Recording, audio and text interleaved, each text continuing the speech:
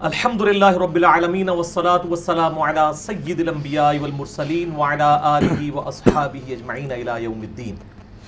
अल्हम्दुलिल्लाह 6 मई 2018 को इल्मी व तहकीकी मजलिस नंबर 7 इंशाअल्लाह हम उसको कवर करेंगे। और आज चूँकि स्पेशल क्लास थी अरबिक तजवीद की, हमारी खुशनसीबी है कि अली उल अहसन नकवी साहब जो है वो अरसा दराज के बाद तशरीफ़ लाए हैं। शादी ज़रा अपने मुखड़ा बखा दो, कौम पूछ रही है कि जी अली नकवी साहब किधर गए हैं, मंजर आम से गायब हैं। मोहब्बत है जी लोगों की, लोगों की मोहब्बत है। शादी की असल में अपनी कोई ज़ाती मसरूफियात भी थी जिसकी वजह से ज़ाहिर इधर से तकरीबन 125 किलोमीटर है इनका घर। तो फिर ये है कि आलमोस्ट इन्होंने तमाम क्रिटिकल टॉपिक्स मेरे साथ 1-to-1 डिस्कशन में, चाहे वो बोल टीवी से रिलेटेड हों, चाहे वो सुन्नी शिया कन्फ्लिक्ट से रिलेटेड हों, ख्वाह वो उलमा से रिलेटेड हों, आलमोस्ट इन्होंने हर एक टॉपिक रिकॉर्ड करवा दिया अल्लाह के फजल से। और बड़ी ईमानदारी के साथ बाद लोगों ने इनकी शिकायत भी मुझे की है जी, बड़ी बदतमीज़ी से बोलते हैं। तो मैंने उनको बताया कि हम किसी का बुरा नहीं मानते, बेसिकली ये वो शिकवा कर रहे होते हैं ऑन द बिहाफ ऑफ उम्मा। जैसे डॉक्टर इकबाल की जो शिकवा में लैंग्वेज थी उस पर उलमा ने एतराज़ किया कि जी बड़ी सख्त लैंग्वेज है। वो डॉक्टर इकबाल की लैंग्वेज नहीं थी, जो लोग सोचते थे कि अल्लाह हमारे साथ क्या हुआ, हम तो इतनी ऊंची उम्मत थे, आज हम पस्ती में गिर गए। तो डॉक्टर इकबाल ने उनके वसवसों को पहले शिकवा में बयान किया, फिर जवाब शिकवा में अल्लाह ताला की तरफ से उन्होंने जवाब दिए अल्हम्दुलिल्लाह। तो इल्मी व तहकीकी मजलिस के सिलसिले में जो रिटन में क्वेश्चंस मुख्तलिफ लोगों की तरफ से आए थे व्हाट्सएप ग्रुप्स के अंदर या यहाँ पे भी जिन लोगों ने दिए, आज हमारा मसला नंबर 200 कुरान की तजवीद के ऊपर रिकॉर्ड हुआ। उसके बाद जिन लोगों के क्वेश्चंस थे वो हमने रिटन फॉर्म में शाह जी के हवाले किए हैं। अल्लाह का नाम लेके शाह जी शुरू करें दुरूशी पढ़ के, और आप दोबारा मंजर आम पे आए हैं। औज़ु बिल्लाहि मिनश शैतानिर रजीम, बिस्मिल्लाहिर रहमानिर रहीम। अल्लाहुम्मा सल्लि अला मुहम्मदिन व अला आलि मुहम्मदिन कमा सल्लैता अला इब्राहीम व अला आलि इब्राहीम इन्नका हमीदुम मजीद। अल्लाहुम्मा बारिक अला मुहम्मदिन व अला आलि मुहम्मदिन कमा बारकता अला इब्राहीम व अला आलि इब्राहीम इन्नका हमीदुम मजीद। बिस्मिल्लाहिर रहमानिर रहीम। आगाज़ किया जाए? हाँ जी करें, कोई बात ना माने, डायरेक्ट सवाल करो। ठीक है जी। पहला सवाल बड़ा क्रिटिकल अली भाई आया हुआ है, किसी भाई ने भेजा है कि रफ़ा यदैन जो है इस पर दोनों तरफ बड़े मजबूत दलाइल दिए जाते हैं और ये इशू शुरू दिन से डिबेटेबल रहा है। तो बाज़ लोग तो यहाँ तक कहते हैं कि इस पर ताबीन के दौर से इख्तलाफ है, तो इससे पहले इस्तिखारा ना कर लिया जाए कि इसको किया जाए, बजाय इसके हम दलाइल में पढ़ें? समझ आई ना? ठीक है जी, इस्तिखारा तो रफ़ुल यदैन पे कर लिया जाए। जिन लोगों ने रफ़ुल यदैन इस्तिखारा करके शुरू किया है, क्या रफ़ुल यदैन ना करने वालों को उनका रफ़ुल यदैन इस्तिखारे के बाद हज़म हो जाएगा? कभी भी नहीं होगा। इस्तिखारा दुनियावी मामलात में होता है। कुरान और सुन्नत में जिन चीज़ों के दलाइल मौजूद हैं उन पर इस्तिखारा नहीं करना। मैं आपको इल्मुल कलाम फकी वाला इल्ज़ामी जवाब देता हूँ, एंटी वैनम। क्या अगर ये स्टेटमेंट दी जाए कि इस पर इस्तिखारा न कर लिया जाए कि मुसलमा कज़्ज़ाब पैगंबर था या कज़्ज़ाब था, नऊज़ु बिल्लाह मिन ज़ालिक, तो ये इस्तिखारा करने से पहले ही आप इस्लाम से हाथ धो बैठेंगे अपने, क्योंकि वो इल्मी दलाइल के साथ। इसी तरीके से गुलाम अहमद कादियानी दज्जाल के बारे में कोई कहे जी मैं इस्तिखारा करूँगा, तो इस्तिखारे में तो नहीं ये चीज़ें, ना अल्लाह ने कहा है कि मैंने कोई चीज़ दिखा देनी है, ना नबी सल्लल्लाहु अलैहि वसल्लम ने दीनी दलाइल और ब्राहीन के बारे में ये कहा है कि आप उसके ऊपर इस्तिखारा करो। Not at all. ये दुनियावी मामलात के अंदर इस्तिखारा होता है। दीन के बारे में किताब और सुन्नत के रोशन और वाज़े दलाइल लिए जाते हैं, उनकी बुनियाद के ऊपर फैसला होता है। हमारे एक इंजीनियरिंग यूनिवर्सिटी में मेरे एक बड़े क्लास फेलो, करीबी दोस्त, फिर ऑफिस में भी वो इकट्ठे ही हम कुलीग हैं, वो मुझे कहने लगे, वो टेक्सला के रहने वाले थे, वो कहने लगे कि टेक्सला में एक भाई थे तो वो इस्तिखारा करके कादियानी हो गए। उनको यही इशारा मिला कि कादियानियत हक पर है। तो जो लोग कहते हैं कि हम रफ़ुल यदैन से पहले इस्तिखारा करेंगे, तो क्या उनको कहा जाए कि जिन लोगों ने कादियानियत कबूल कर ली है इस्तिखारा में अपने ज़ोम में एक पॉजिटिव जवाब समझते हुए, तो उनके जवाब को मानेंगे? वो कहेंगे नहीं नहीं नहीं, दलाइल के ऊपर बात होनी चाहिए। तो बात दलाइल पे, नबी सल्लल्लाहु अलैहि वसल्लम ने हज्जतुल वदा पे जो खुतबा दिया है अल मुस्तदरक लिल हाकिम में सही सनद के साथ, इंटरनेशनल नंबर के मुताबिक किताबुल इल्म चैप्टर में 318 नंबर हदीस है कि मैं अपने बातों में दो चीज़ें छोड़ के जा रहा हूँ, एक अल्लाह की किताब और दूसरे उसके महबूब सल्लल्लाहु अलैहि वसल्लम की सुन्नत। इसको मजबूती से पकड़ लेना, कभी गुमराह नहीं होगी। तो नबी अलैहिस्सलाम ने ये तो नहीं कहा मेरे बाद इस्तिखारा कर लेना, कोई प्रॉब्लम हो, कहा किताब सुन्नत, शख्सियत भी नहीं छोड़ी। और वो बिल्कुल लॉजिकल है, नबी अलैहिस्सलाम अगर किसी शख्सियत को छोड़ के जाते तो कुछ अरसे बाद उसका स्टेटस भी नबी अलैहिस्सलाम वाला हो जाता, क्योंकि 2 साल के बाद सैयदना अबू बकर भी फौत हो गए, 10 साल के बाद तकरीबन 12 साल के बाद सैयदना उमर भी शहीद हो गए, और 25 साल के बाद सैयदना उस्मान भी शहीद, और 30 साल के बाद सैयदना अली भी शहीद, खिलाफत राशिदा खत्म। और आखिरी सहाबी अबू तुफैल आमिर बिन वासिला रज़ियल्लाहु ताला अन्हु 110 हिजरी में फौत हुए नबी अलैहिस्सलाम की वफात के 100 साल के बाद। 110 हिजरी के बाद रूए अर्ज़ पे कोई सहाबी मौजूद नहीं था। तो अगर नबी सल्लल्लाहु अलैहि वसल्लम अपने असहाब को अपना इस हवाले से छोड़ के जाते नायब, तो उन्होंने भी तो फौत होना था, उनका स्टेटस भी तो वही था। नबी अलैहिस्सलाम ने वो चीज़ छोड़ी जो क़यामत तक रहनी थी, यानी किताबुल्लाह और सुन्नत। आपने कहीं नहीं फरमाया कि आपने फलां शख्सियत को पकड़ना है। गदीर खुम पे भी फरमाया, कुरान और अहले बैत, सही मुस्लिम में ऊपर तले 4 हदीसें हैं, इंटरनेशनल नंबर के मुताबिक 6225 से 6228 तक। वहाँ पे भी कहा कुरान को पकड़ो, इसमें हिदायत है, इसमें नूर है, ये अल्लाह की रस्सी है, जो इसको पकड़ेगा हिदायत पे होगा, जो छोड़ देगा गुमराह हो जाएगा। और दूसरा का अहले बैत के बारे में तुम्हें अल्लाह का खौफ दिलाता हूँ कि उनके साथ उसने सलूक करना। ठीक है जी। नबी अलैहिस्सलाम ने इस्तिखारों के वाले तो नहीं उम्मत को किया दीन के मामलात में। हाँ, दुनियावी मामलात में सही बुखारी में हदीस है कि इब्न अब्बास कहते हैं कि नबी अलैहिस्सलाम हमें दुआ इस्तिखारा इस तरह तालीम फरमाते थे जिस तरह कुरान की आयात, कि हम अपने दुनियावी मामलात के अंदर जो है अल्लाह की तरफ रुजू करें। दीनी मामलात में रुजू के लिए नहीं, उसके लिए तो ऑलरेडी हमारे पास रोशन दलाइल मौजूद है। वरना तो हर शख्स के लिए अलग अलग जो है वो अल्लाह ताला नाउज़ुबिल्लाह पैगंबर भेजता, पूरी उम्मत के लिए एक पैगंबर और तालीमात दे दी। अब इस्तिखारे के जरिए तो लोग शाह जी कादियानी भी हुए हैं, तो क्या आप उनकी कादियानियत को सही मान लेंगे? आप कहेंगे नहीं, दलाइल के ऊपर बात करें। रफ़ुल यदैन के बारे में इनको क्यों इतनी चिढ़ है? रफ़ुल यदैन पे मेरा डिटेल लेक्चर है, मसला नंबर 70B। रफ़ुल यदैन से मुतल्लिक फ़िरका वाराना नज़रियात का तहकीकी जायज़ा। इनके 8 झूठे बहाने जो तरतीब से हैं कि जी वफ़ात तक साबित करें, खुलफ़ा राशिदीन से साबित करें, वो घोड़ों की दुमों वाली हदीस, वो बुत रख के आते थे, ये सारी चीज़ें मैंने 8 पॉइंट्स की शक्ल में इंटेलेक्चुअल तरतीब के साथ एक एक पॉइंट का जवाब दिया। आज ही अगर कोई छोड़ दे तो होती है कि नहीं होती, ठीक है ना जी, ना करे तो क्या होगा, गुनाह है, ये सारी चीज़ें मैंने जवाब दी हैं। अब रहा ये वाला मसला इस्तिखारा वाला, तो हम कहते हैं ठीक है, आपके इस्तिखारे को तो किसी ने नहीं मानना, हम आपको जेन्युइन चीज़ अगर दिखा दें हदीस की किताबों से कि नबी सल्लल्लाहु अलैहि वसल्लम ने ख्वाब में आके रफ़ुल यदैन तालीम फरमाया है, शादी फिर तो मान जाना चाहिए ना। बिल्कुल। वो ख्वाब किसी बरेलवी देवबंदी अहले हदीस शिया के उलमा का नहीं है, हमारे इमामों की किताबों में इमामों का ख्वाब है। क्यों नहीं मानेंगे फिर? तो कहते हैं ना जी बुखारी मुस्लिम में हदीस है, मेरी शक्ल में शैतान नहीं आ सकता, ये सारे मामला बिल्कुल ठीक है। मेरा ख्वाब में दीदार मुस्तफ़ा सल्लल्लाहु अलैहि वसल्लम की हकीकत लाखों लोग यूट्यूब पे देख चुके हैं, इससे ज़्यादा कोई क्लिप नहीं देखा गया इस टॉपिक पे किसी और का। उसमें मैंने ये सारी बातें हदीस की किताबों से ख्वाब बताए हैं कि भी सहाबा, ताबईन, तबा ताबईन, उसके बाद के लोगों को भी नबी सल्लल्लाहु अलैहि वसल्लम की ख्वाब में ज़ियारत हुई है।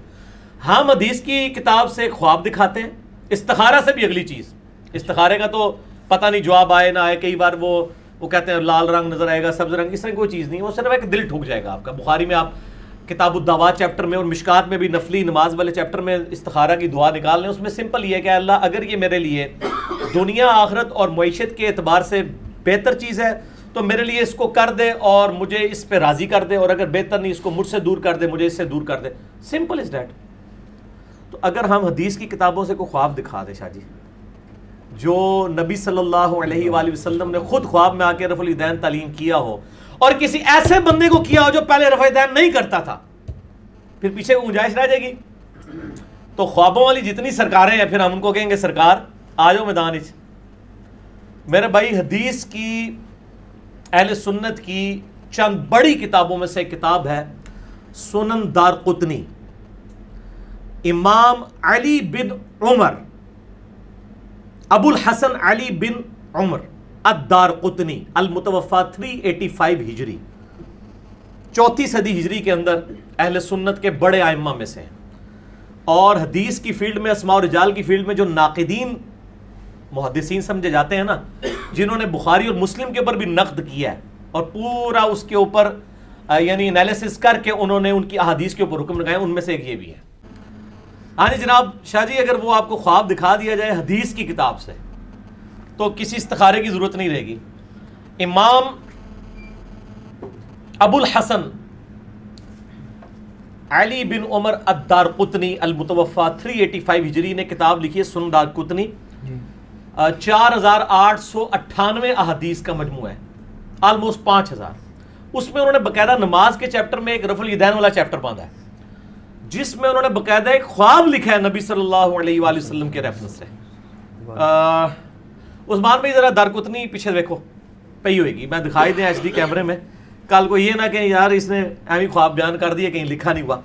हमारे पास सुन दारक़ुतनी पड़ी हुई है, बरेलवियों का तर्जुमा शब्बीर बदर्स का ना, उसमें जो उसका नंबर मुझे ज़ुबानी याद है क्योंकि अक्सर लोग सवाल पूछते रहते हैं। उसका नंबर है शब्बीर बदर्स में है नंबर 1110, ठीक है जी, और मकबत शामला में है 1135 इंटरनेशनल नंबर के मुताबिक।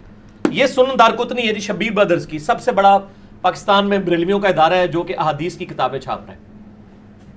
सुनन दारक़ुतनी, इमाम अबुल हसन अली बिन उमर अद-दारक़ुतनी, इन्होंने 1110 ही थी, मुझे ऑलमोस्ट याद है, इंशाअल्लाह निकल आएगी नमाज वाले चैप्टर में तो मिल ही जाएगी इंशाअल्लाह।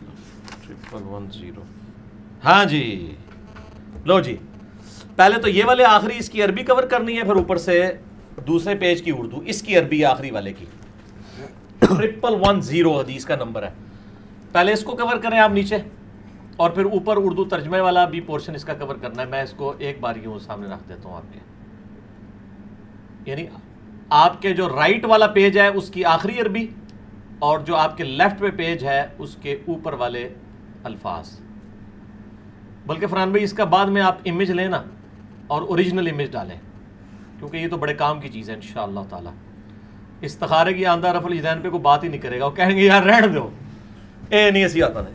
ये मेरे भाइयों इमाम दारक़ुतनी खुद लिख रहे हैं, सनद की ज़रूरत ही नहीं है। कह रहे हैं, कहते हैं कि मैंने अपने उस्ताद काजी अबू जाफर बिन इसहाक को यह कहते हुए सुना कि पहले मेरा भी वही मौक़िफ़ था जो अहले इराक यानी नजदियों, कूफियों और हनफियों का अहलुर राय का मौक़िफ़ था। क्या कि मैं रफ़ा यदैन नहीं करता था, लेकिन फिर मैंने ख्वाब में नबी अकरम सल्लल्लाहु अलैहि वसल्लम को नमाज अदा करते हुए देखा। आप सल्लल्लाहु अलैहि वसल्लम अगर उम्मत को ख्वाब में आके कोई बात इरशाद फरमा रहे हैं तो वही बात इरशाद फरमाएंगे जो फाइनल है आपकी। मैंने आप सल्लल्लाहु अलैहि वसल्लम को नमाज पढ़ते हुए देखा। आप सल्लल्लाहु अलैहि वसल्लम ने नमाज के आगाज में तकबीर तहरीमा कहते हुए रफ़ुल यदैन किया, फिर रुकू में जाते हुए रफ़ुल यदैन किया, फिर रुकू से सर उठाते हुए रफ़ुल यदैन किया। वो कहते हैं पहले मेरा मौक़िफ़ दूसरा था, इस ख्वाब के बाद मैंने भी रफ़ुल यदैन शुरू कर दिया। उन जेड़े इस्तिखारा ने चक्कर चो अल्लाह दे बंदे हो, इस्तिखारा तो छोटी चीज़ है। हदीस की किताब सुन दारक़ुतनी से मैंने आपको बता दिया, सनद की ज़रूरत ही नहीं है। इमाम दारक़ुतनी अपने उस्ताद से नकल कर रहा है, सनद नबी अलैहिस्सलाम तक तो पहुँचाने की ज़रूरत नहीं, ख्वाब देखा है ना। और आप सल्लल्लाहु अलैहि वसल्लम को ख्वाब में किसी बरेलवी देवबंदी अहले हदीस शिया ने नहीं देखा, बल्कि एक हदीस के इमाम अबू जाफर बिन इसहाक जो उस्ताद हैं इमाम दारक़ुतनी अल-मुतवफ़ा 385 हिजरी के। तो इंशाअल्लाह आंदा के बाद कोई इस्तिखारे की बात नहीं करेगा, तो अल्लाह का नाम लेके शुरू करें। अहले सुन्नत अहले तशय्युअ दोनों की किताबें मुत्तफ़िक़ हैं कि नबी अलैहिस्सलाम ने रुकू में जाते वक्त, रुकू से उठते वक्त हमेशा रफ़ुल यदैन किया है। आपकी रफ़ुल यदैन के बगैर एक रकत भी साबित नहीं। ये हमारा अल्हम्दुलिल्लाह एक इल्मी दावा है। मसला 70B आप देख लें, रफ़ुल यदैन से मुतल्लिक़ फ़िरका वाराना नज़रियात का तहकीकी जायज़ा। और अली भाई इनके जो उस्ताद हैं ये सिका रावी हैं, सिका रावी हैं। वो ही कहते हैं वो कहते हैं कि मुझे जब वो रफ़ुल यदैन की हदीसें लिखवाया करते थे साथ ये इमला करवाते थे। ये अल्फाज मौजूद हैं कि मेरा उस्ताद मुझे इमला करवाया करता था कि पुत्र भी लिख नाल कि मनु भी बाज हिदायत मिली है, जिस तरह असी भी कहने जनाब के सानू बाज पता चला है। ठीक है, तो समीअतुल क़ादी अबा जाफ़र अहमद इब्न इसहाक यक़ूलु व अमलहु अलैना, वो कहते थे और हमें इमला करवाया करते थे कि लिखो रफ़ुल यदैन की हदीसों के साथ कि मैं भी पहले नहीं करता था, मैं भी शुरू किया है।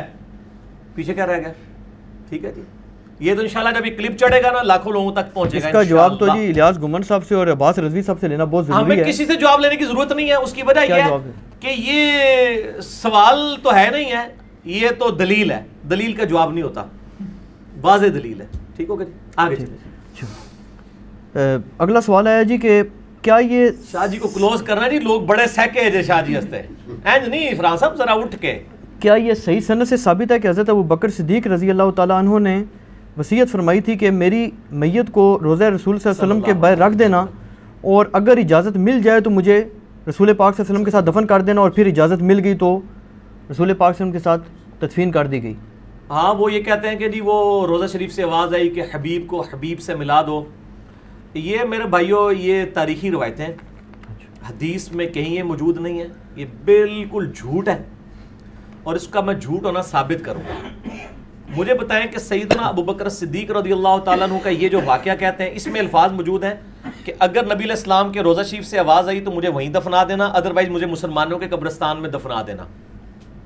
ठीक है, यानी सेकंड ऑप्शन तो मौजूद था, कोई इशू तो नहीं था ना। इससे बड़ा इशू तो सकीफ़ा बनी साइदा था जहां पे खिलाफत के मसले में इख्तलाफ हुआ है। उसमें तो सैयदना अबू बकर सिद्दीक़ ने नहीं कहा कि हम जाते हैं और नबी अलैहिस्सलाम से कब्र मुबारक में जाके फैसला करवा लेते हैं कि आपका वसी कौन है।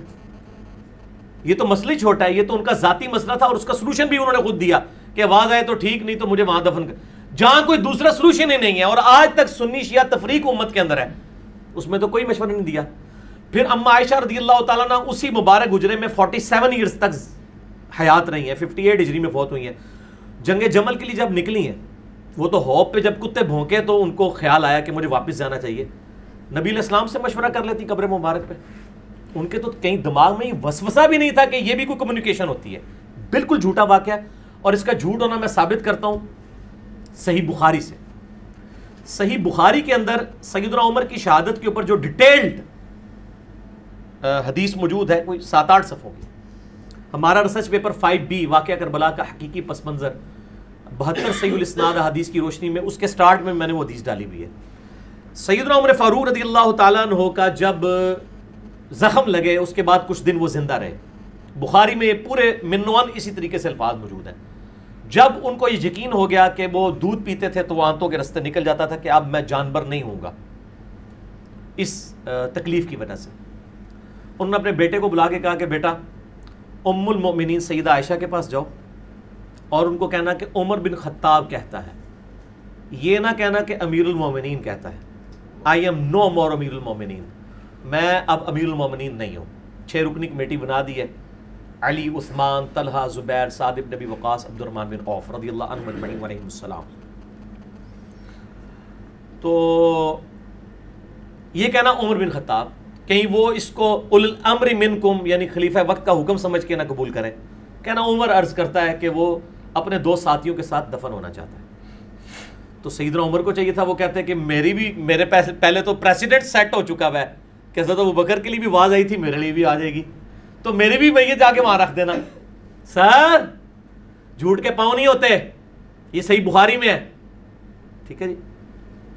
तो खैर उनको वो ये 5B रिसर्च पेपर थे, मैं इनको हदीस का नंबर भी बता दूं, पीछे से ला के 5B दे उठे, 5B इतने पड़े में पीछे ये पड़ा है, बल्कि ये 5B में मुझे, मैं ये ना कि नंबर ही कोई नहीं है, मैं नंबर ही दस दे मैं इन्होंने 5B में ये पूरा आपकी जो शहादत का वाक़या है ना, सही बुखारी में 3700 पूरी 3700 नंबर हदीस है, 3700 बुखारी शरीफ में सैयदना उमर की शहादत का पूरा वाक़या। और एक इसका और तरीक है 7207, बुखारी में 2 है, 3700 7207 इंटरनेशनल नंबर के मुताबिक। ठीक हो गया जी। अब सैयदना उमर की जब वो वहां पे जाके ख्वाहिश का इजहार किया गया तो सैयदा आयशा ने कहा मैंने वो जगह अपने लिए रखी हुई थी, आज मैं उमर को अपने पे तरजीह देती हूँ।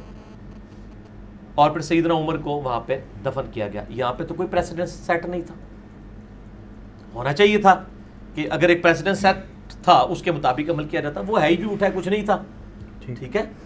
और इसको सपोर्टिव एक और हदीस है जो सही बुखारी के अंदर मौजूद है, वो भी इस रिसर्च पेपर में 5B के अंदर, मैं उसका नंबर, क्योंकि मैं अब ये फिलबदी गुफ्तगू कर रहा होता हूँ तो बाज़ औक़ात वो चीज़ें जो है ना वो ज़हन में नंबर नहीं होते हैं, इसलिए मैं वो हदीस आपको मिनवान बता दूँ कि उसका नंबर कौन सा है।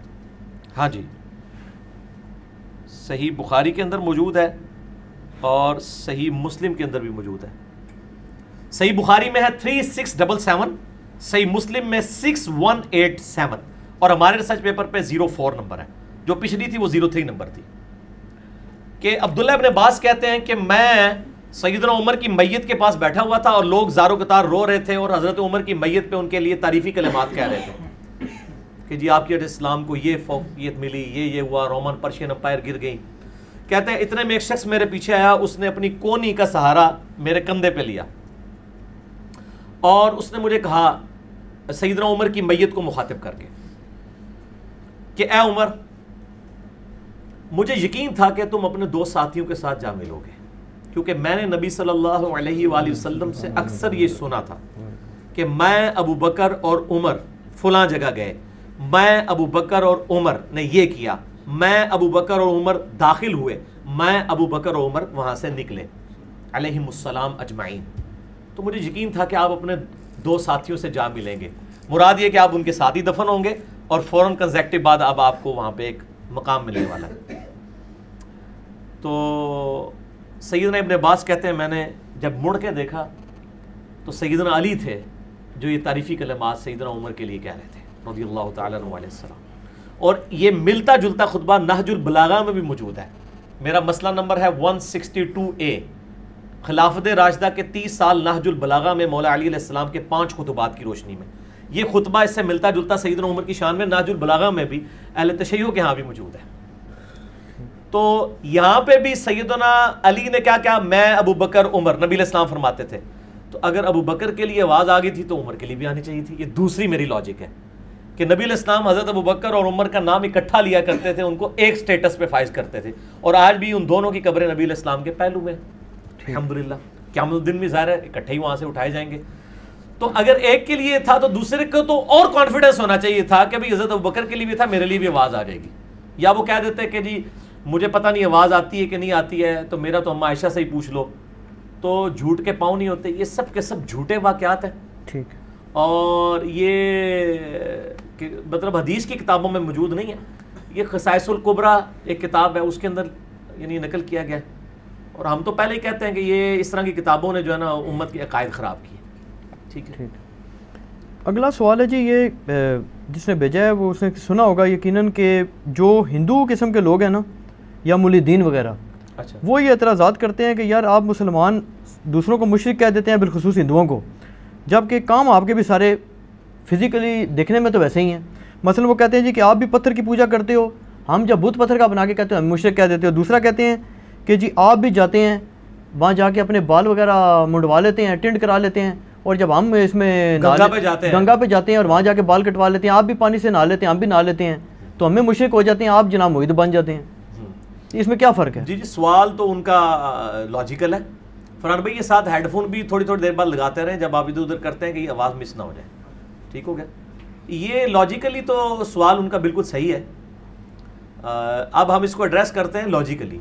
पहली बात यह है कि इनका ये कहना कि हम बुतों के आगे झुकते हैं और आप खाना काबा के आगे झुकते हैं। दुनिया में किसी एक मुसलमान का भी अकीदा है कि खाना काबा हमारा माबूद है? नहीं, काबे की तो कोई हैसियत ही नहीं है। सही बुखारी के अंदर हदीस मौजूद है, सैयदना अबू बकर सिद्दीक रज़ियल्लाहु ताला अन्हु अलैहिस्सलाम ने नबी अलैहिस्सलाम की वफ़ात वाला चैप्टर किताबुल मगाज़ी में निकाले।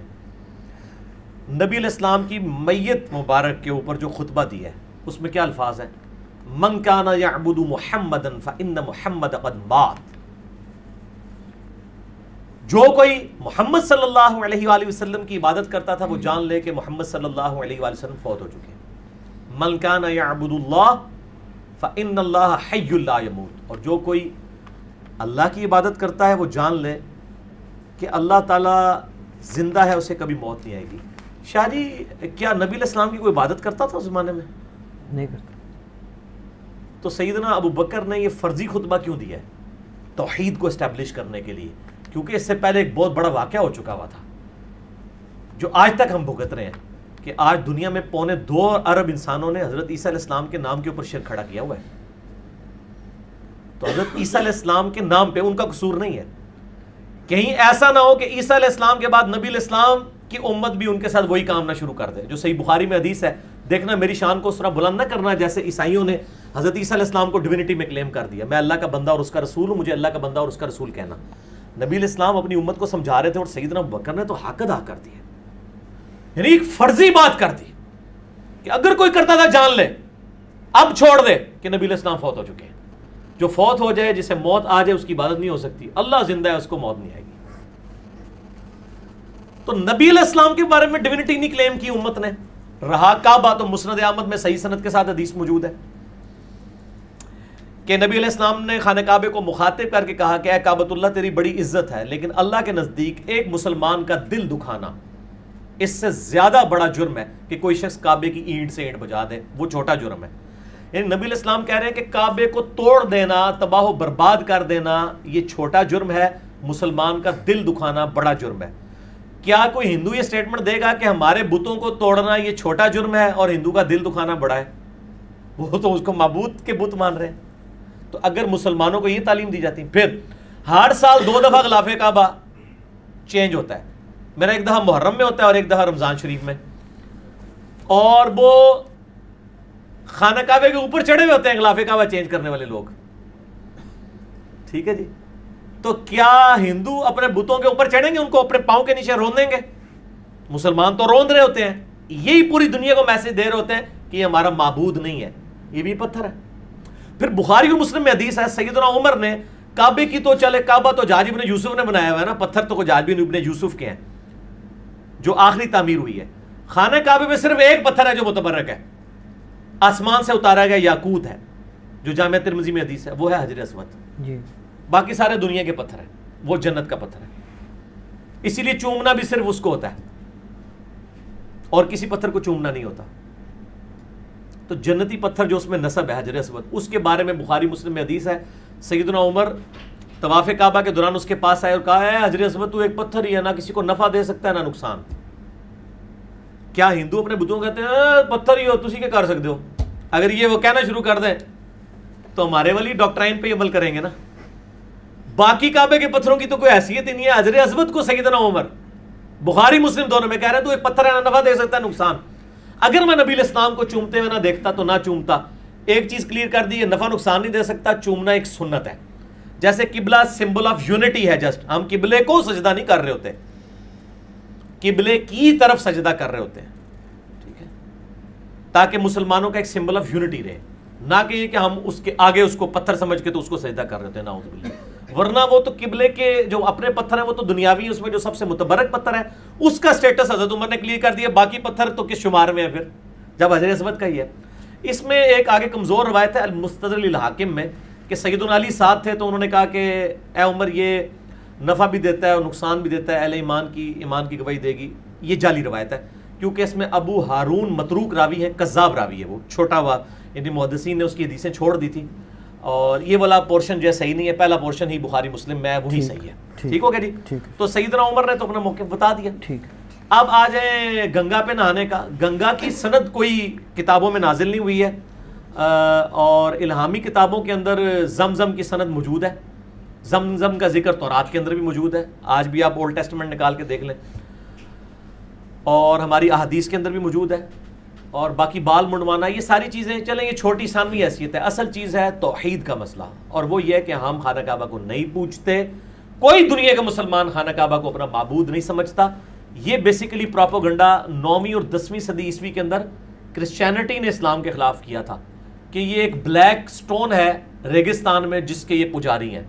आपको पता है ये जब तक मुसलमानों की दावत गौरों तक सही तरीके से नहीं पहुंची ना किताबों की शक्ल में, तो उन्होंने अपनी पब्लिक की मत इसी तरीके से मारी हुई थी। जैसे हम कुरान और सुन्नत से बात करते हैं ना तो कहते हैं ये तो जनाब वाबी ने, हम कहते हैं हम ना वाबी ना बाबी। ये क्लिप मेरा देखो, ना मैं वाबी ना मैं बाबी, ठीक है।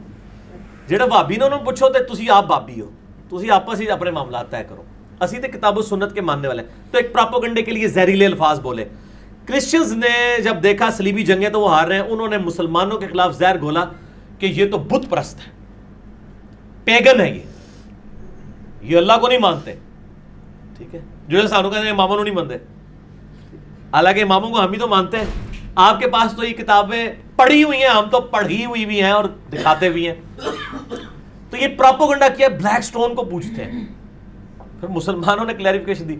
आप देखें इजमा और इजमा की खूबसूरती देखें और इस्लाम की हकानियत कि किसी थक्कड़ से थक्कड़ मुसलमान को, मेरे जैसे को खड़ा करके पूछें तो वो भी कहेगा यार काबे को तो नहीं हम पूछते, काबा तो यार पत्थर है।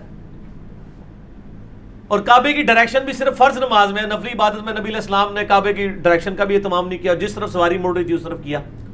हज़रत बिलाल को खाने काबे के छत के ऊपर चढ़ा के जो है वो अजान दिलवाई।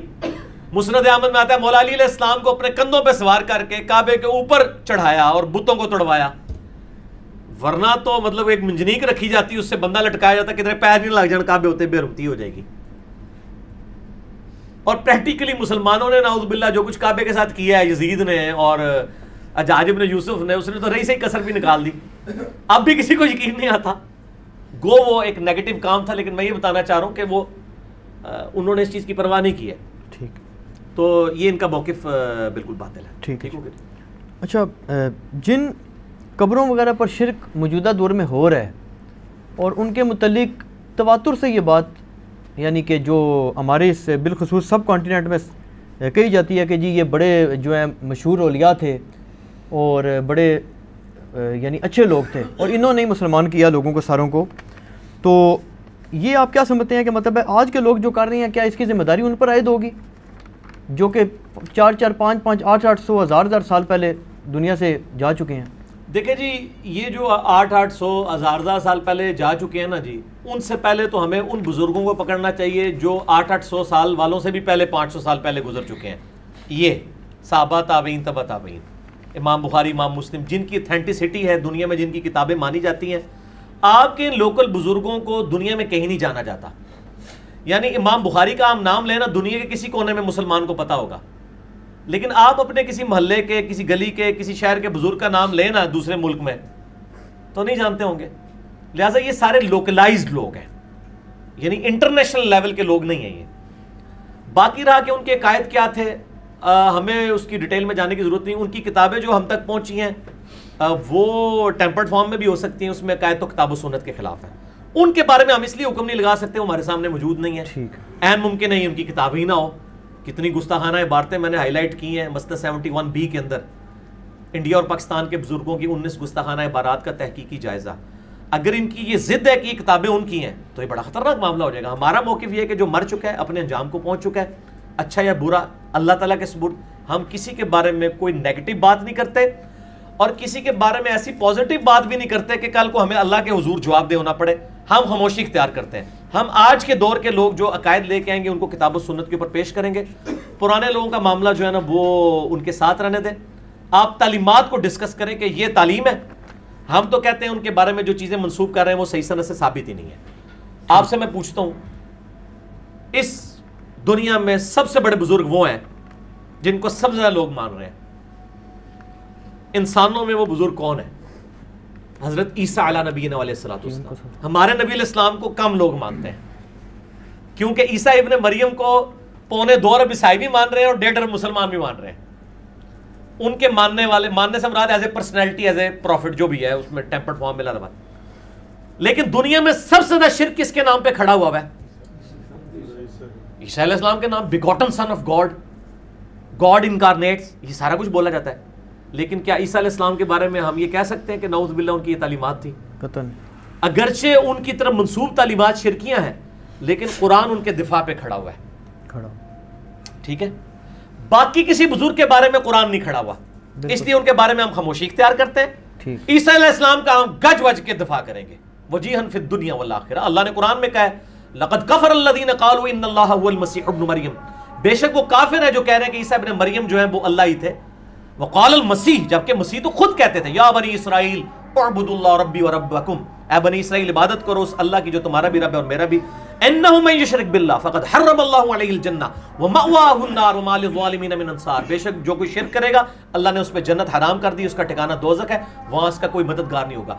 ईसा इब्न मरियम की तरफ से तो मेरे रब ने गवाही दे दी है, ईसा इब्न मरियम का दिफा तो मैं हर जगह पे करूंगा। बाकी किसी शख्स का दिफा हम इसलिए नहीं करेंगे कि दोनों तरफ बातें मौजूद हैं, हम ना नेगेटिवली करते हैं ना पॉजिटिवली। ठीक है, अभी अजानें शुरू हो गई हैं और इसके बाद इंशाअल्लाह ताला हम बाकी इसको कंटिन्यू करते हैं इंशाअल्लाह ताला।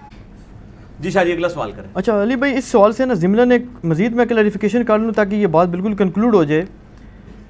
ये पर्सनल मेरा भी सवाल समझ लें और भी बाकी जो बिलखसूस जो सादात कहलाने का दावा करते हैं उन लोगों का है कि जब आप किसी भी सैयद का ना, चाहे उसका इस वक्त किसी भी मसलक से ताल्लुक़ हो, चाहे वो शिया हो, चाहे बरेलवी हो, चाहे देवबंदी हो, चाहे अहले हदीस हो, किसी भी मसलक का सैयद हो, ये भी शाह साहब बैठे और भी बैठे हैं, आप उसका शहद नसब खोल लेना। अब उसकी अथेंटिसिटी पे मैं नहीं जाता कि उसकी क्या अथेंटिसिटी है। शहद नसब की ज़ाहिर है वो भी एक रवायत सीना पसीना ही चली है, लेकिन आप उसमें देखेंगे ना, पीछे जो बुजुर्ग उनके होंगे ना, साहिब कब्र, साहिब मज़ार, वो उनके बारे में दावा होगा कि ये साहिब तसव्वुफ़ थे। कोई कहेगा जी कादरी थे, कोई कहेगा नक्शबंदी थे, कोई कहेगा सोहरवर्दी थे, शिया कहेंगे जी हालत तकिया में थे, अंदर से शिया थे, सुन्नी कहेंगे नहीं जी ये तो सही सुन्नी। ये क्या कंसेप्ट है? इस सदात में सारे तसव्वुफ़ कहाँ से आ गया? जी जी जी, पहली बात यह कि आपका ये दावा बातिल है। शिया अहले तसव्वुफ़ को मुजरिम समझते हैं, ये आपको पता है? नहीं, वो उनके मुज्तहिद तो कहते हैं, उनके कॉम्पिटिटर वो हैं, उनके मुज्तहिद कहते हैं, लेकिन सादात किसी की आप लड़ी खोलने वो पीछे ये लड़ी जो मर्जी खोलते रहे। प्रैक्टिकली शिया अहले तसव्वुफ़ को मुजरिम समझते हैं। वो कहते हैं इन्होंने हमारी गद्दी के ऊपर कब्जा किया है, हमारी ये नक्काल थे, असल में हम वारिस रसूल हैं।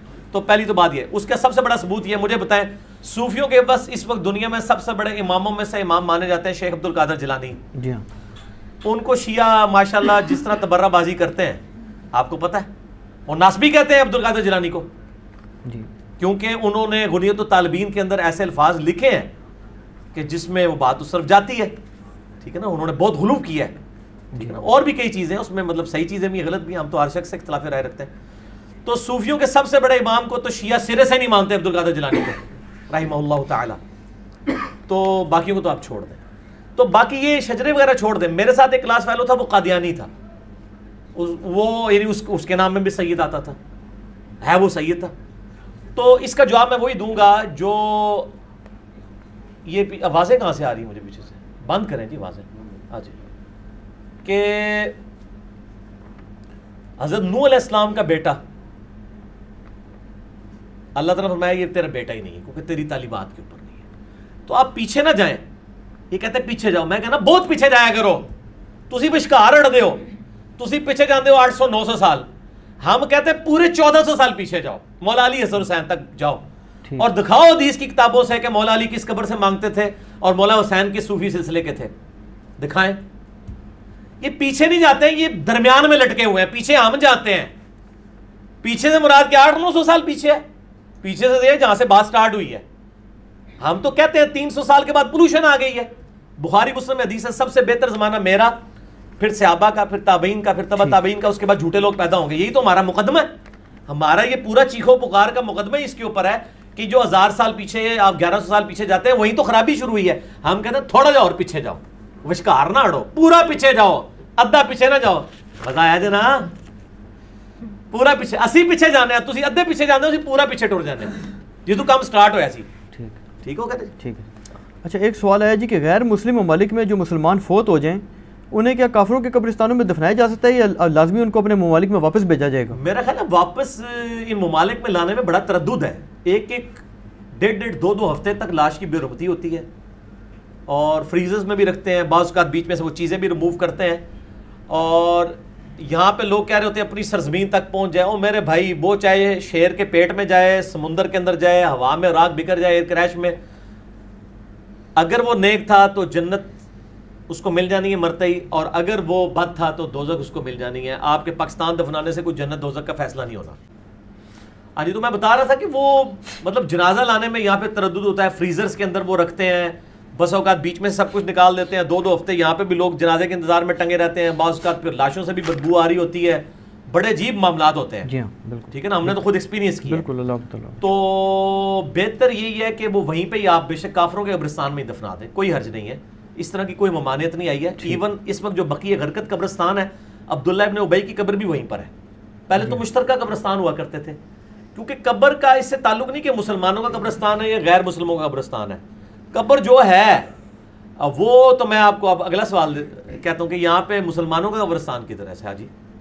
पहला तो मेरा सवाल ये है, मैं आपको बताता हूँ, सही मुस्लिम में हदीस है इंटरनेशनल नंबर के मुताबिक 246 कि नबी अलैहिस्सलाम ने फरमाया कि बंदे के कुफ्र और इस्लाम के दरमियान फर्क नमाज है। नमाज ना पढ़ने वाला अमलन क्या है? काफिर। तो मुसलमानों का कब्रिस्तान किथे जे कड़ो ले आओ। आप जो कब्रिस्तान भी लेके आएंगे ना, उसमें अगर 1000 मुर्दा होगा ना, तो 900 ज्यादा बेनमाजी दफन होगा। बिल्कुल ऐसे ही है। तो उनको कहें दफनाना ही है, अगर सिर्फ शनाख्ती कार्ड वाले मुसलमानों के कब्रिस्तान दफनाना फिर जरूर भेज दो, ठीक है। इस तरह कब्रिस्तान तो आपको कहीं भी नहीं मिलेगा। ये फकी वाला जवाब है, इल्मुल कलाम वाला। ठीक है, जहां पे है वहीं पे दफनाए, असल चीज है दफनाना।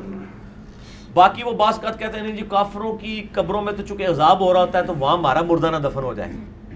तो तुहानू किने कहा कि मुसलमानों की कब्रें अजाब नहीं हो रहा? क्या ये सुन्नत के मुताबिक नमाज जिंदगी गुजार के मरे हुए ने कि इतने जनाब सारे दे अंदर नूर बलिया होया है, ठीक है ना। ये तो अल्लाह को पता है कि अजाब हो रहा है कि नहीं हो रहा। बिल्कुल सही। जिधर है वहीं पे दफना दे, कोई जरूरत नहीं यहाँ भेजने की। और इवन अगर किसी ने वसीयत भी की हो मुझे फलां जगह दफनाना है, कोई जरूरत नहीं वसीयत पे अमल करने का जिसमें इतना तरद्दुद इन्वॉल्व हो और लाश की इतनी बेहरमती होती हो। जिधर जिधर है वहां पे आप दफना दें। ये लोगों ने बड़ी अजीब गरीब बातें मशहूर की, कोई दलील नहीं इसकी, जहां पे चाहे मर्जी दफनाएं, इसकी कोई मान्यता नहीं। क्योंकि इस्लाम के ज़माने में जो कब्रिस्तान थे, ज़माने जहालियत के लोग भी वहाँ पर दफन थे, दूसरे भी वहाँ पर दफन थे। नबी इस्लाम ने तो अब्दुल्ला इब्न उबई का जनाजा पढ़ाया है, बुखारी मुस्लिम में आता है, लुआब दान उसके मुंह में रखा है। जिसका जनाजा आपने पढ़ाया तो काफरों के कब्रिस्तान में तो नहीं दफनाया, मुसलमानों के कब्रिस्तान में दफनाया, क्योंकि उससे बड़ा काम कर दिया है कि वक्त पैगम्बर ने जनाजा पढ़ा दिया है। हाँ, ये नबी इस्लाम का कहा कि आंदा आपने किसी मुनाफिक का जनाजा नहीं पढ़ाना और किसी मुनाफिक की कब्र पे खड़े नहीं होना। वहां ये कहा जा सकता था कि किसी मुनाफिक को आंदा से अपने कब्रिस्तान में नहीं दफनाना। सूरह तौबा में ये तो कोई नहीं आया, ये भी मेरी दलील होगी। जहां मर्जी दफनाए, कोई मसला नहीं, दफनाना होना चाहिए। एक सवाल है जी कि किसी भाई ने सुना होगा, किसी अल्लामा साहब ने कहा है कि डॉक्टर इकबाल साहब का जो शेर है कि मोहम्मद सल्लल्लाहु अलैहि वसल्लम से वफात हुई तो हम तेरे हैं, ये जांच चीज़ है क्या लोग कलम तेरे हैं। उन्होंने कहा जी इसमें शिरक है। हाँ, ये बाज़ अहले हदीस उलमा की तरफ से ये इतराज़ उठाया गया था, सारों का नहीं मैं कहता। डॉक्टर इकबाल से हमें भी कई मामलात में इख्तलाफ है। मेरा तो पिछली दफ़ा क्लिप चढ़ा है, कूद पड़ा बेखतर कूद पड़ा आतिश नमरूद में इश्क जी, अक्ल है महवे तमाशा लबे बाम अभी, इसमें मैंने उनसे इख्तलाफ राय किया है और इल्मी दलाइल के साथ किया है। तो मैंने मेरे भाइयों इल्मी इख्तलाफ रिकॉर्ड करवाया हुआ है, लेकिन ये जो शेर है ना इसको समझने में थोड़ा सा फॉल्ट है। ये शेर बिल्कुल ठीक है क्योंकि ये डॉक्टर इकबाल ने अपनी तरफ से बात नहीं की है, ये अल्लाह के बिहाफ पे बात की है कि जवाब शिकवा का ये आखिरी शेर है कि मोहम्मद से वफा तूने तो हम तेरे हैं। यानी अल्लाह ताला फरमाता है कि अगर नबी इस्लाम से तुमने वफा की तो ए नबी की उम्मत हम तुम्हारे होंगे। ये जहाँ चीज़ है क्या लोहो कलम तेरे हैं, यानी कि जहाँ तो कोई चीज़ ही नहीं है। तकदीर पे भी फैसले जो हैं वो तो तुम्हारी दुआओं के मुताबिक होंगे, ख्वाहिशात की मुताबिक नहीं, या तुम्हारे इशारों से नहीं होगा। चाहे तो इशारों से बदल दें, ये वो ये झूठ है। दुआ ही करनी है और वो प्रैक्टिकली हुआ। सहाबा किराम ने रिदवान ने नबी इस्लाम से वफा की है ना, तो रोमन और पर्शियन एम्पायर गिरी है ना, ठीक है। तकदीर के फैसले हुए हैं ना कि जबरी जो मजहबी जबर था सदियों का वो टूट गया।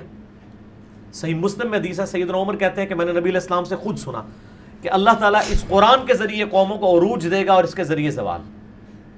उम्मत के इस हिस्से में जवाल कुरान की दूरी की वजह से है और इब्तदाई हिस्से में जो उरूज है वो इस कुरान को पकड़ने की वजह से। तो इससे मुराद ये है, यानी ये नहीं है कि वो तकदीर वो लिखना शुरू कर देगा बंदा, नाऊज़ु बिल्लाह। अगर ये किसी का अकीदा है तो वो कुफरी अकीदा है। अगर ये अकीदा है कि अल्लाह ताला उसकी दुआओं को कबूल करेगा फिर बिल्कुल ठीक है और हमारा उसने ज़ान है कि यही उनकी नीयत थी। ठीक ठीक होगा, लिहाजा शेर ठीक है। शरीफ भाई एक और क्वेश्चन आया हुआ है कि डॉक्टर इसरार अहमद साहब और डॉक्टर फ़रत हाशमी साहिबा जो हैं, या इनके अलावा भी जो दीगर हज़रात हैं जो बिलखुसूस कुरान पाक की जो तफसीर वगैरह इस दौर में कर रहे हैं या वफ़ात भी पाई है तो भी रिसेंटली जिनको लोग सुनते हैं, इनके मुतालिक आपकी क्या राय है कि ये लोग मतलब किस हद तक ऑथेंटिक हैं, इनको सुनना चाहिए? ऑथेंटिक इस हवाले से तो देखें, मेरी तो दुनिया में हर आलिम दीन के बारे में ये राय है कि जिसकी बात किताब और सुन्नत के मुताबिक हो ले लो, ना हो तो छोड़ दो। क्लीन चिट तो हम किसी भी शख्स को रूएट्स पर नहीं देते। वो इमाम मालिक का कौल है ना कि नबी इस्लाम की कब्र मुबारक की तरफ इशारा करके कहते थे इस साहिब कब्र के अलावा कोई दुनिया में ऐसा शख्स नहीं कि जिससे इख्तलाफ ना हो सके, ठीक है, सवाए आप सल्लल्लाहु अलैहि वसल्लम के। और इनकी हर बात मकबूल है, कोई बात मरदूद नहीं है। आपके अलावा कोई ऐसा शख्स नहीं जिसकी कुछ ना कुछ बातें मरदूद ना हो।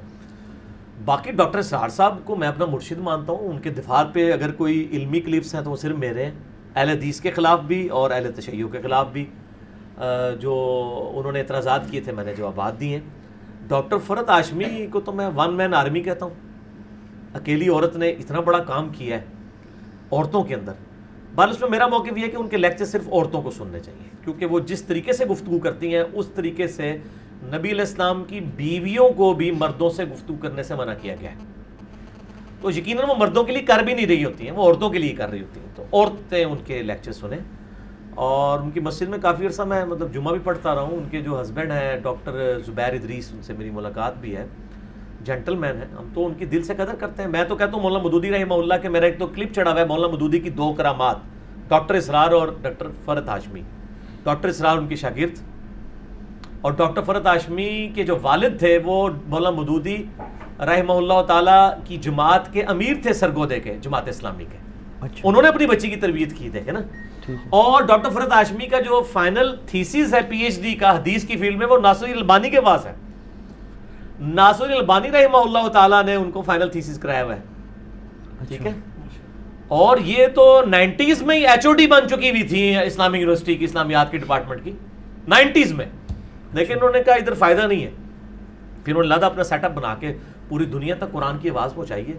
और मैं तो दिल से उनकी कदर करता हूँ। और इनके अलावा किनको समझते हैं आप जो कोई तफसीर वगैरह अच्छी बयान कर रहे हैं इस दौर में? मेरा ख्याल है ये 2 बेहतर हैं। और अरबी लिंग्विस्टिक के पॉइंट ऑफ व्यू से आप डॉक्टर फ़रत हाशमी को सुन लें। अच्छा। और कुरान की जो इनकलाबी दावत है वो सिर्फ डॉक्टर इसरार साहब ने प्रेजेंट की है। और किताबी शक्ल में मौलाना मदूदी की तफ़हीमुल कुरान, और गामदी साहब के जो उस्ताद हैं अमीन हसन इस्लाई साहब, उनकी तदब्बुरुल कुरान, जो डॉक्टर इसरार साहब के भी उस्ताद हैं। तो डॉक्टर इसरार साहब की बयानुल कुरान जो है ना जी, वो डॉक्टर फ़रत हाशमी की जो तफसीर है उससे बहुत बेहतर है, क्योंकि कुरान की इनकलाबी दावत आपको नज़र आती है। डॉक्टर फ़रत हाशमी ने तो लिंग्विस्टिक के ऊपर ज़्यादा जोर दे के तो वो समझाने की कोशिश की है, लेकिन कुरान की जो इनकलाबी दावत है वो जिस तरह डॉक्टर इसरार ने प्रेजेंट की है वो किसी ने भी नहीं की। मैं तो इन दोनों को मौलाना मदूदी रहमहुल्लाह ताला की जिंदा करामतें समझता हूँ। मेरा यूट्यूब पे क्लिप हज़ारों लोग देख चुके हैं, डॉक्टर इसरार और डॉक्टर फ़रत हाशमी, मौलाना मदूदी की 2 करामात, तो मैं उनको ये जिंदा करामात मानता हूँ। ठीक है। अच्छा, अगला सवाल है जी कि हज़रत अमीर मुआविया रज़ियल्लाहु अन्हु जो हैं ये कातिबे वही थे और ये साबित है चीज़, तो इस पे आपने जो मौक़िफ़ दिया है उस पर कोई एतराज़ किया है? किसी भाई ने कोई वजाहत नहीं हुई कि क्या मतलब पूछना चाह रहे हैं? लेकिन मेरा मौक़िफ़ तो वाज़ेह है। हम ये कहते हैं कि वो कातिबे वही थे, लेकिन कुछ और भी था साथ। वो क्या था? वो यूट्यूब पे आप जाके मेरा क्लिप लिखें, रिप्लाई टू डॉक्टर इसरार रहमहुल्लाह ताला ऑन क्या हज़रत मुआविया रज़ियल्लाहु ताला अन्हु कातिबे वही थे। मेरा तो क्लिप सालों पहले चढ़ चुका है, कातिबे वही थे। ठीक है। लेकिन सिर्फ ये नहीं था, कुछ और भी उसके साथ अटैच था कि वो कातिबे वही किस तरह भर्ती हुए और फिर क्या मामलात हुए। वो आप मेरा क्लिप लाखों लोग देख चुके हैं, वो आप देखें। तो कातिबे वही से तो किसी का भी इनकार नहीं है। ये मतलब जब हम रफ़ुल यदैन के ऊपर बात करते हैं तो हमें हनफी भाई जो है ना वो अब्दुल्ला इब्न मसूद के फ़ज़ाइल सुनाना शुरू कर देते हैं। भाई अब्दुल्ला इब्न मसूद के फ़ज़ाइल से किसे इनकार है? हम कह रहे हैं कि रफ़ुल यदैन अब्दुल्ला इब्न मसूद से तर्क रफ़ यदैन साबित नहीं, वो रवायत कमज़ोर है।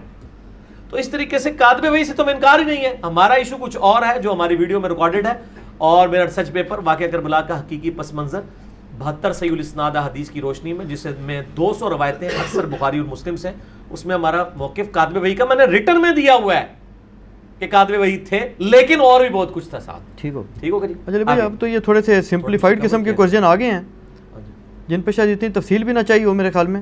एक तो पहला है जी कि बल्कि इसमें एक क्वेश्चन तो ऐसे जो कल ही मुझे भी किसी ने फ़ोन किया था, मोबाइल सिम पर जो लोन लिया जाता है उसमें जो पैसे वगैरह लिए जाते हैं, टैक्स भी काटा जाता है, कुछ कटौती वगैरह और भी होती है, क्या ये सूद है या नहीं?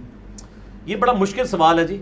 अगर तो ये सर्विसेज के अगेंस्ट वो पैसे ले रहे हैं ना आपसे एक्स्ट्रा, तो फिर तो सूद कोई नहीं है। अच्छा जी। और अगर आपको ये वो पेनल्टी डाल रहे हैं उधार लेने की, फिर सूद है। अब ये कंपनी खुद फैसला करेगी। ठीक है। जिस तरह के ATM कार्ड के भी हम चार्जेस देते हैं, ठीक है ना, तो ये फैसला उस नीयत के ऊपर होगा कि जिस नीयत के ऊपर उन्होंने मामलात को लॉन्च किया हुआ है। बाकी हम आपको ये मशवरा देंगे जो मौला हसन अलैहिस्सलाम ने कहा, जामिया तिरमिज़ी में हदीस है कि मैंने नबी अलैहिस्सलाम से ये बात सुनी थी कि हसन जो चीज़ तुझे शक में डाल दे उससे पीछे आ जा। ठीक। तो इतनी कौन सी तकलीफ है कि आप उधार मंगवा लें? वो कहते हैं बहुत कैटास्ट्रॉफिक कंडीशन हो जाती है, तो उसमें तो भाई खंजीर खाना भी जवाज की हद तक एज ए लास्ट रिजॉर्ट जायज़ हो जाता है, हलाल नहीं जायज़, कि उसके ऊपर गिरफ्त ना हो। तो वो फिर अगर कोई ऐसी ज़िंदगी मौत की कशमकश बन गई है कि आपको किसी ने घेर लिया और आपने उधार मंगवा के ही बात कर रही है, तो फिर तो ठीक है। नहीं, वो जो घेरेगा कोई जरूरत नहीं है, अभी खाम जो घेरेगा वो फिर उधार भी नहीं मंगाने देगा। हाँ, उधार भी लेने देगा, सही गल है। अच्छा, उसके बाद अगला सवाल आ गया जी इंश्योरेंस का। ये बड़ा क्रिटिकल क्वेश्चन है, क्योंकि इसमें बाद लोग फिर ये एतराज़ करते हैं, यानी इस्लाम पर भी बाद कहते हैं एतराज़ तक पहुँच जाते हैं लोग कि यार ये एक शख्स की मर जाता है, उसके पीछे बीवी बच्चे तबाह बर्बाद हो जाएं, तो इसमें आखिर क्या इस्लाम को एतराज़ है इंश्योरेंस में, और उसमें भी अब एक इस्लामिक इंश्योरेंस भी आ गई है, तकाफुल जिसे कहते हैं। तो क्या इसको मतलब है इस्लाम को इस पर एतराज़ है या नहीं? नहीं, इस्लाम को इंश्योरेंस पे तो कोई इख्तलाफ नहीं है। मैंने तो बार बार ये चीज़ डिस्कस की है कि हमें इख्तलाफ है इंश्योरेंस कंपनियों का जो कारोबार का तरीका है वो सूदी है। अगर उनका कारोबार का तरीका सूदी ना हो और वो इंश्योरेंस करें तो इंश्योरेंस से बड़ी नेकी कोई नहीं। हमारे ऑफिस के अंदर जो है वो हज़ारों की तादाद में ड्राइवर्स हैं, किसी ना किसी से एक्सीडेंट हो ही जाता है। तो ड्राइवर्स ने आपस में मिलकर एक छोटा सा तकाफुल बनाया हुआ है कि वो हर महीने 50 रुपये उस फंड में देते हैं, और हमारे ऑफिस की पॉलिसी है कि अगर एक्सीडेंट हो गया ना, ठीक है, तो ड्राइवर ने अपनी भी गाड़ी ठीक करवानी है, दूसरे की भी, चाहे गलती किसी की भी है। और ये सही है, क्योंकि मैंने देखा है सरकारी ड्राइवर उमूमन बदमाश होते हैं, बड़ी बसों में बैठे उनको परवाह नहीं होती उसी सरकारी है अमूमन, बिल्कुल ऐसे। बाकी बेचारे सहम के चल रहे होते हैं। जब उनके ऊपर ये तलवार लटकेगी ना कि हमने ठीक करवाना है, तो काफ़ी हद तक सहमेंगे। तो इस तरह के जब मामलात होते हैं ना, तो वो फिर वो जो उन्होंने एक फ़ंड कायम किया है उसमें से वो पैसे लेके तो वो गाड़ी को ठीक करवा देते हैं। वो मुश्तरका फ़ंड है, इंश्योरेंस की ही एक फॉर्म है ये। हमें उस सूदी मामलात से है, हम इंश्योरेंस को तो कोई भी नहीं गलत कहता। इंश्योरेंस को गलत इसलिए डायरेक्टली वो कह रहे होते हैं कि वो चूंकि सूदी काम के ऊपर आपसे पैसा लेके सूदी कामों में लगाते हैं, या हुकूमत पे सूद को सूदी कर्जा देते हैं, उससे सूद लेते हैं, उसी में से आपको डिविडेंड दे रहे होते हैं, उससे इख्तलाफ है। असल इशू ये ठीक। अच्छा, एक भाई ने तजवीज़ दी है जी कि जो कब्र के ऊपर जाकर जो समा का जो अकीदा है ना, एक तो यह दूर से आप करें, तो एक क्या कि जो कब्र पे खड़े होकर सलाम वगैरह किया जाए ना, इस पर अलग से एक लेक्चर तफसीली रिकॉर्ड कराया हुआ है। तफसीली लेक्चर रिकॉर्ड मसला नंबर 117A और 117B अज़ाब कब्र के ऊपर, उसमें मैंने ये इस चीज़ को एड्रेस किया है। और एक अलग से क्लिप है, वो माशाल्लाह हज़ारों लाखों लोग देख चुके हैं। क्या मुर्दे भी बोलते और सुनते हैं? तो वो क्लिप उसी में से 117B मसले में से निकला हुआ है। और मसला नंबर 5 हयातुन नबी सल्लल्लाहु अलैहि वसल्लम, उसमें मैंने इसको एड्रेस किया कि जहाँ जहाँ सुनना साबित है हम मानते हैं, जहाँ पे साबित नहीं है धक्के से हमें को मनवा नहीं सकता। अच्छा, ये एक भाई ने अच्छा सवाल किया, प्रैक्टिकल सवाल है, और इसमें एक आध और सवाल अपनी तरफ से थोड़ा सा ऐड कर लेते हैं कि हमारे मुल्क में चीटिंग एक ऐसी चीज़ है कि शायद ही कोई शख्स ऐसा नेक हो जो कि जी मैंने ज़िंदगी में कभी एग्ज़ाम्स में चीटिंग वगैरह नहीं की, तो इस्लाम तो इसकी इजाज़त ज़ाहिर नहीं देता। अब उसी की बेस के ऊपर एक शख्स ने नंबर लिए, उसी की बेस के ऊपर उसको जॉब मिली, उसी की बेस के ऊपर वो कमाई कर रहा है। या फिर इसमें एक और चीज़ ये ऐड कर लें कि बाद हज़रात ये भी कहते हैं कि जी जॉब मिलना भी तकरीबन नामुमकिन है सिवाय सिफारिश के या रिश्वत के, और उसमें फिर आगे प्रमोशन लेना तो सिफारिश के बगैर सवाल ही नहीं पैदा होता। सवाल आपने तो क्या ये पहले सवाल को आप अलग रखें, दूसरे को आप बाद में कीजिएगा, मिक्स हो जाएंगे। ठीक है, तो क्या इन सूरतों में जो है ये फिर क्या किया जाए? हाँ जी, पहली बात तो ये कि अगर किसी ने चीटिंग 100% की हुई है ना जी, अच्छा, कि वो जिस तरह हमारे इंटीरियर सिंध के अंदर हमने सुना है कि वो इस तरह ओपन बुक चला रहे होते हैं मामला 100%, ठीक है, वो मामला तो ज़ाहिर है गलत है। किसी ने कोई एक आध सवाल के ऊपर चीटिंग कर ली है, उसके से पूरी की पूरी डिग्री तो उसकी ख़त्म नहीं होगी ना। ठीक है, चंद एक छोटी चीज़ों के ऊपर वो आप इलल्लमम में आता है कि अल्लाह ताला छोटी मोटी चीज़ों को माफ़ कर देगा, लेकिन एक जाली डिग्री आपने ली हुई है, वो डिग्री एग्जिस्ट ही नहीं करती है आपकी, या आपने वो 100% जो है वो देख के पेपर दिए हुए हैं, आपने उस क्राइटेरिया को फॉलो ही नहीं किया हुआ, वो तो ज़ाहिर है हरामी है, उसमें कोई पूछने वाली बात है। दूसरा सिफारिश वाला जी, ये वाला, और रिश्वत वाला, रिश्वत सिर्फ अपने जायज़ काम के लिए दी जा सकती है, और जायज़ काम वो होगा कि जिस काम को करवाते हुए आप किसी दूसरे का हक ना मार रहे हो। मसलन एक बंदे ने बिजली का मीटर लगवाना है, ठीक है, मीटर आपका बुनियादी हक है, आपने अप्लाई किया, क्यू में आपका नंबर भी आ गया, अब उन्होंने मीटर भी आया हुआ रोक के रखा हुआ है कि रिश्वत दोगे तो लगाएंगे, तो अब आप किसी को चीट नहीं कर रहे हैं, किसी का हक नहीं मार रहे हैं, वो आपका हक था और आपको एज ए लार्ज ज़ाट देनी पड़ जाती है, तो वो दिल में यानी उसको बुरा समझते हुए आप दे लें तो फिर तो ठीक है। लेकिन एक ये है कि क्यू में लोग लगे हुए हैं और आप जनाब 50,000 रुपया दे के पहले ही अपना मीटर लगवा लेते हैं, जिस तरह कई इंडस्ट्रियलिस्ट हैं उन्होंने अपने पूरे ट्रांसफार्मर लादा से लगवाए हुए हैं, बिजली चोरी भी करते हैं, वो मामला आता है। ठीक है। अच्छा, एक भाई ने पूछा जी कि उनके इलाके में कुछ हजरात हैं जो आज पे जाते वक्त लिस्ट बनाते हैं, बल्कि ये तो हमने भी वैसे देखा है कि लोग पहले वक्तों में कहा करते थे कि रोज़ा रसूल सल्लल्लाहु अलैहि वसल्लम पे जाना, वहाँ मेरा नाम करना, फ़लाँ इब्ने फ़लाँ ने आपको सलाम कहा, ये दुआ कही है, तो ये इसके बारे में क्या है? कोई फ़लाँ इब्ने फ़लाँ को बताएं कि सही बुखारी और मुस्लिम में हदीस है, जब तुम पढ़ते हो अस्सलामु अलैका अय्युहन नबिय्यु व रहमतुल्लाहि व बरकातुहू, रोज़ाना पढ़ते हो नमाज में, और अक्सर ये वो सलाम भिजवा रहे होते हैं जो नमाज भी नहीं पढ़ते, तो उनको सलाम भिजवाना, किस मुँह से सलाम भिजवाते हैं? तो अस्सलामु अलैना व अला इबादिल्लाह सालिहीन बुखारी मुस्लिम में अल्फाज हैं, जहाँ जहाँ दुनिया में कोई नेक बंदा मौजूद है अल्लाह ताला तुम्हारा सलाम उस तक पहुँचा देगा।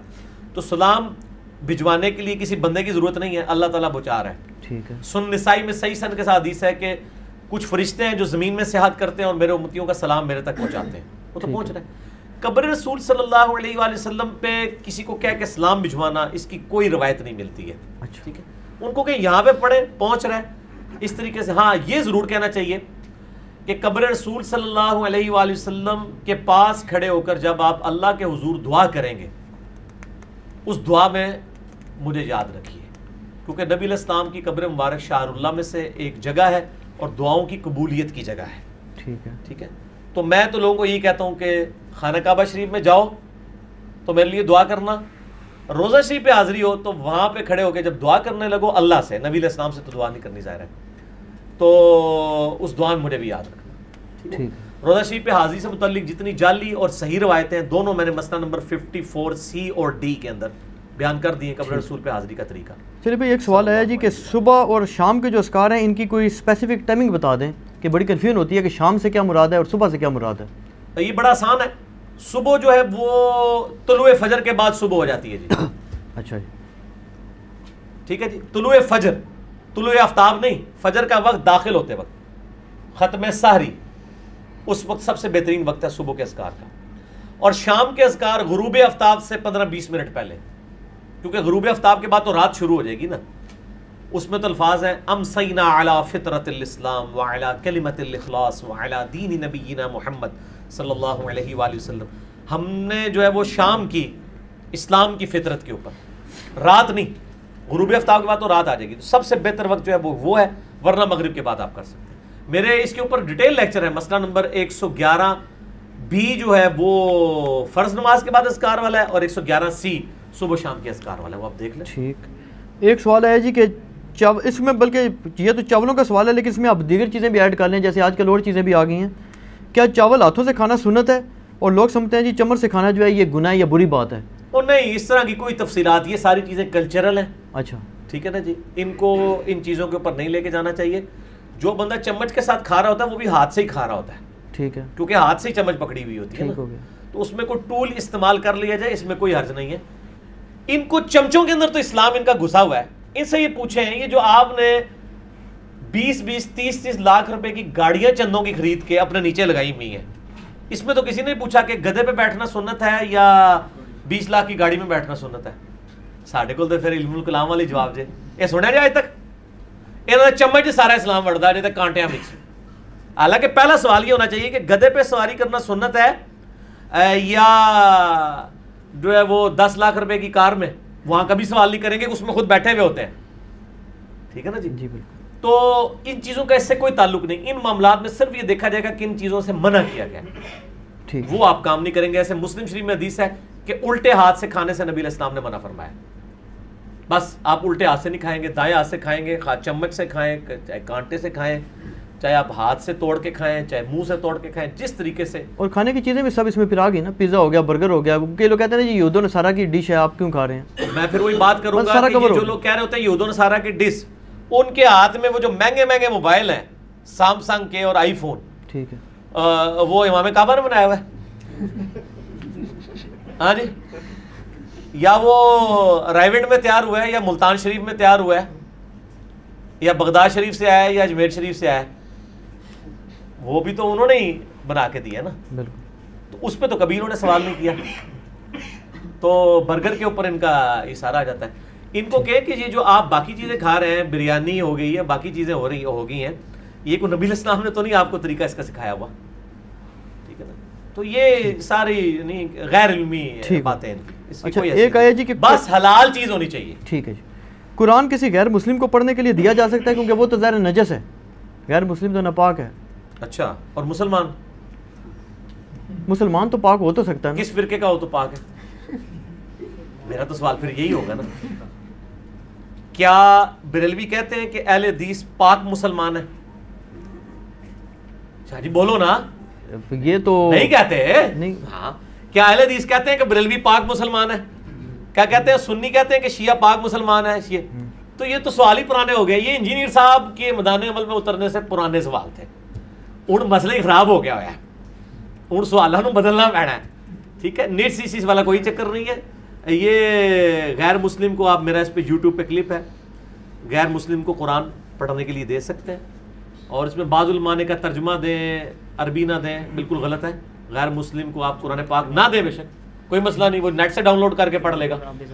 मुसीबत केड़ी है, इन्होंने कहा बेहरमती हो जाएगी, बेहरमती करने वास्ते उन्होंने तुहाडे कोल लेना जरूरी है, मार्केट में जाके लै नहीं सकता।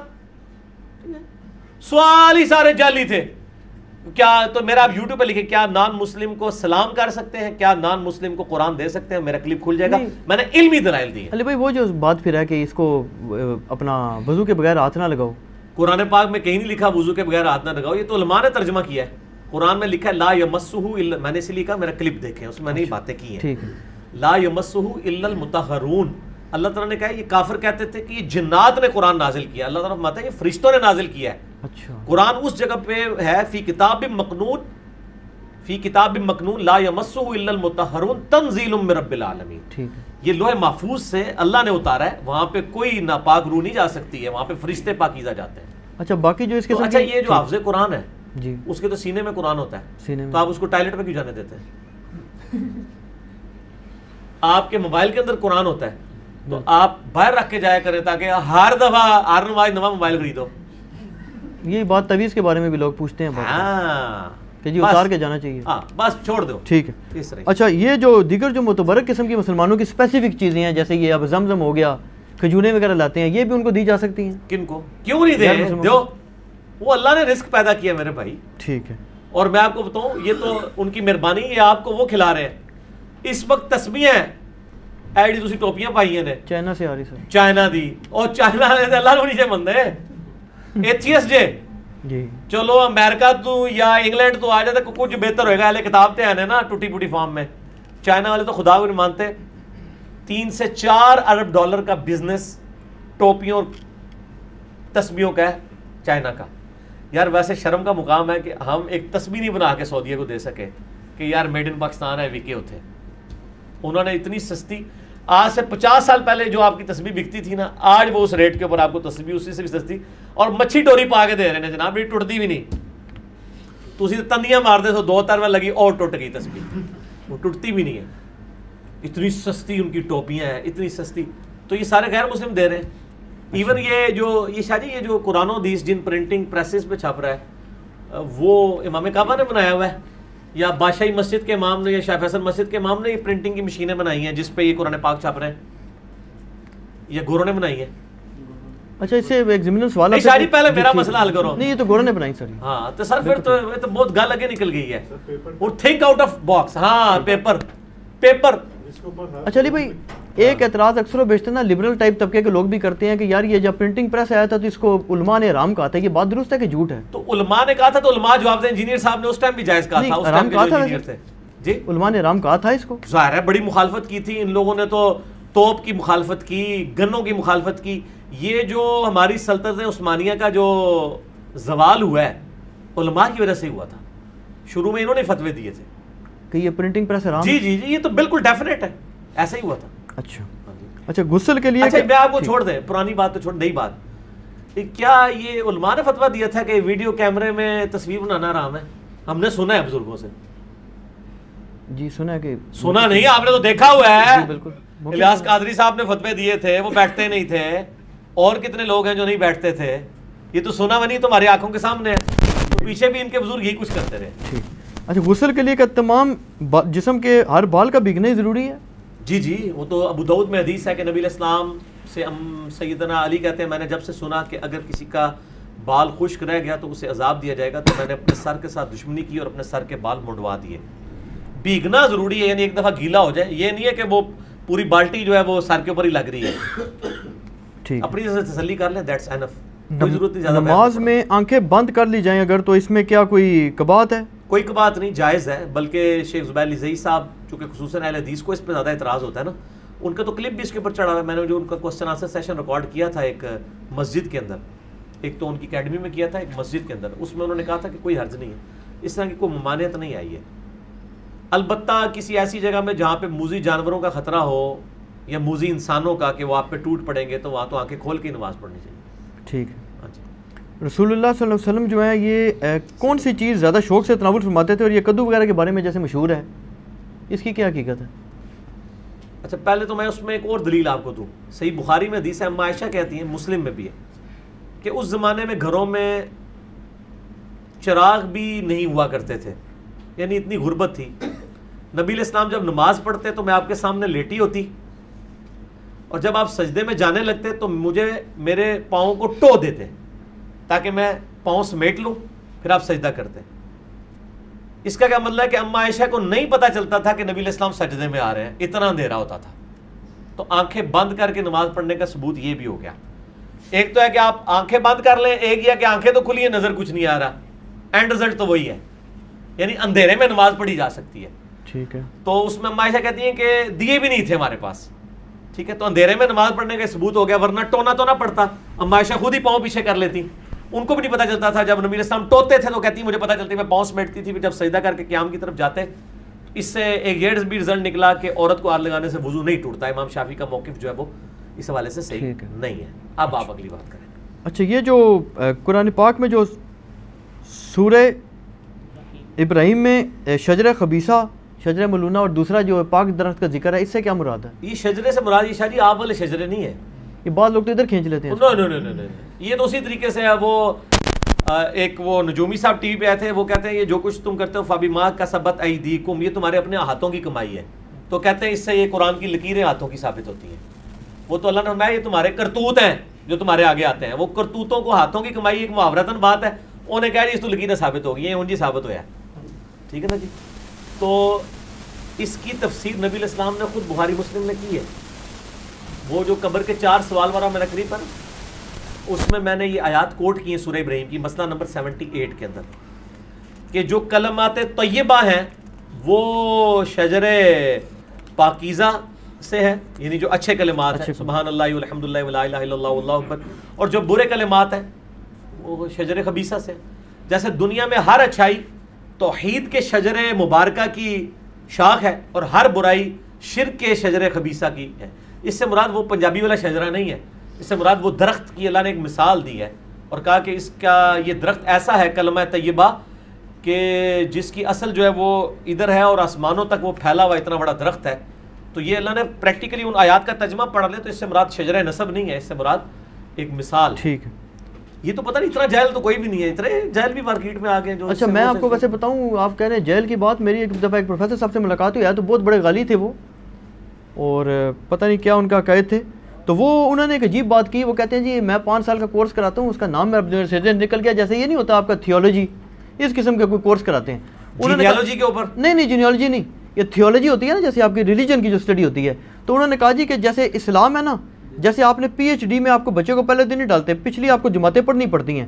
उन्होंने कहा ये इसकी उन्होंने मिसाल दी थी, कहते हैं जी डॉक्टर तैयरुल कादरी साहब ने ना कोई लेक्चर दिया है जिसमें उन्होंने जिक्र किया इसका शजरा तय्यबा शजरा खबीसा का। तो मैंने डॉक्टर साहब को लिखा है कि इसका जवाब ज़बूर में मौजूद है। अच्छा। जब तक आपने ज़बूर नहीं पढ़ी आपको नहीं पता चलेगा। ज़बूर में नहीं, बुखारी मुस्लिम के अंदर मौजूद है कि शजरा खबीसा और शजरा तय्यबा क्या है। ये अल्फाज कॉपी पेस्ट करके मकबत शामिला में डालें, बुखारी मुस्लिम की हदीसें खुल जाएंगी। जिसके ऊपर ये नाजिल हुआ है ना उसने बता दिया कि इसका मतलब क्या है, सल्लल्लाहु अलैहि वसल्लम। अच्छा, इसमें आगे सवाल है जी कि ये सूरह बकरा में गंदुम, साग, खीरा, प्याज, लहसुन वगैरह को अदना कहा गया, खाने को मुताजी जिल्लत मुसल्लत होने का क्यों कहा गया? खीरे का तो जिक्र ही कोई नहीं है उसमें, खीरे का है नहीं। हाँ, और क्या आपने नाम लिए? प्याज, लहसुन। प्याज है, लहसुन भी है। हाँ जी, हाँ, ये इस तरह नहीं है। जन्नती खानों के मुकाबले पे तो ये कम तर खाना ही है ना साजी जी। तो उनको तो मन्नो सलवा मिल रहा था, ठीक है ना जी। सलवा एक परिंदा था, प्रोटीन्स वहां से उनको मिलती थी, वो झुंडों के झुंड आके बैठ जाते थे, वो शिकार कर लेते थे।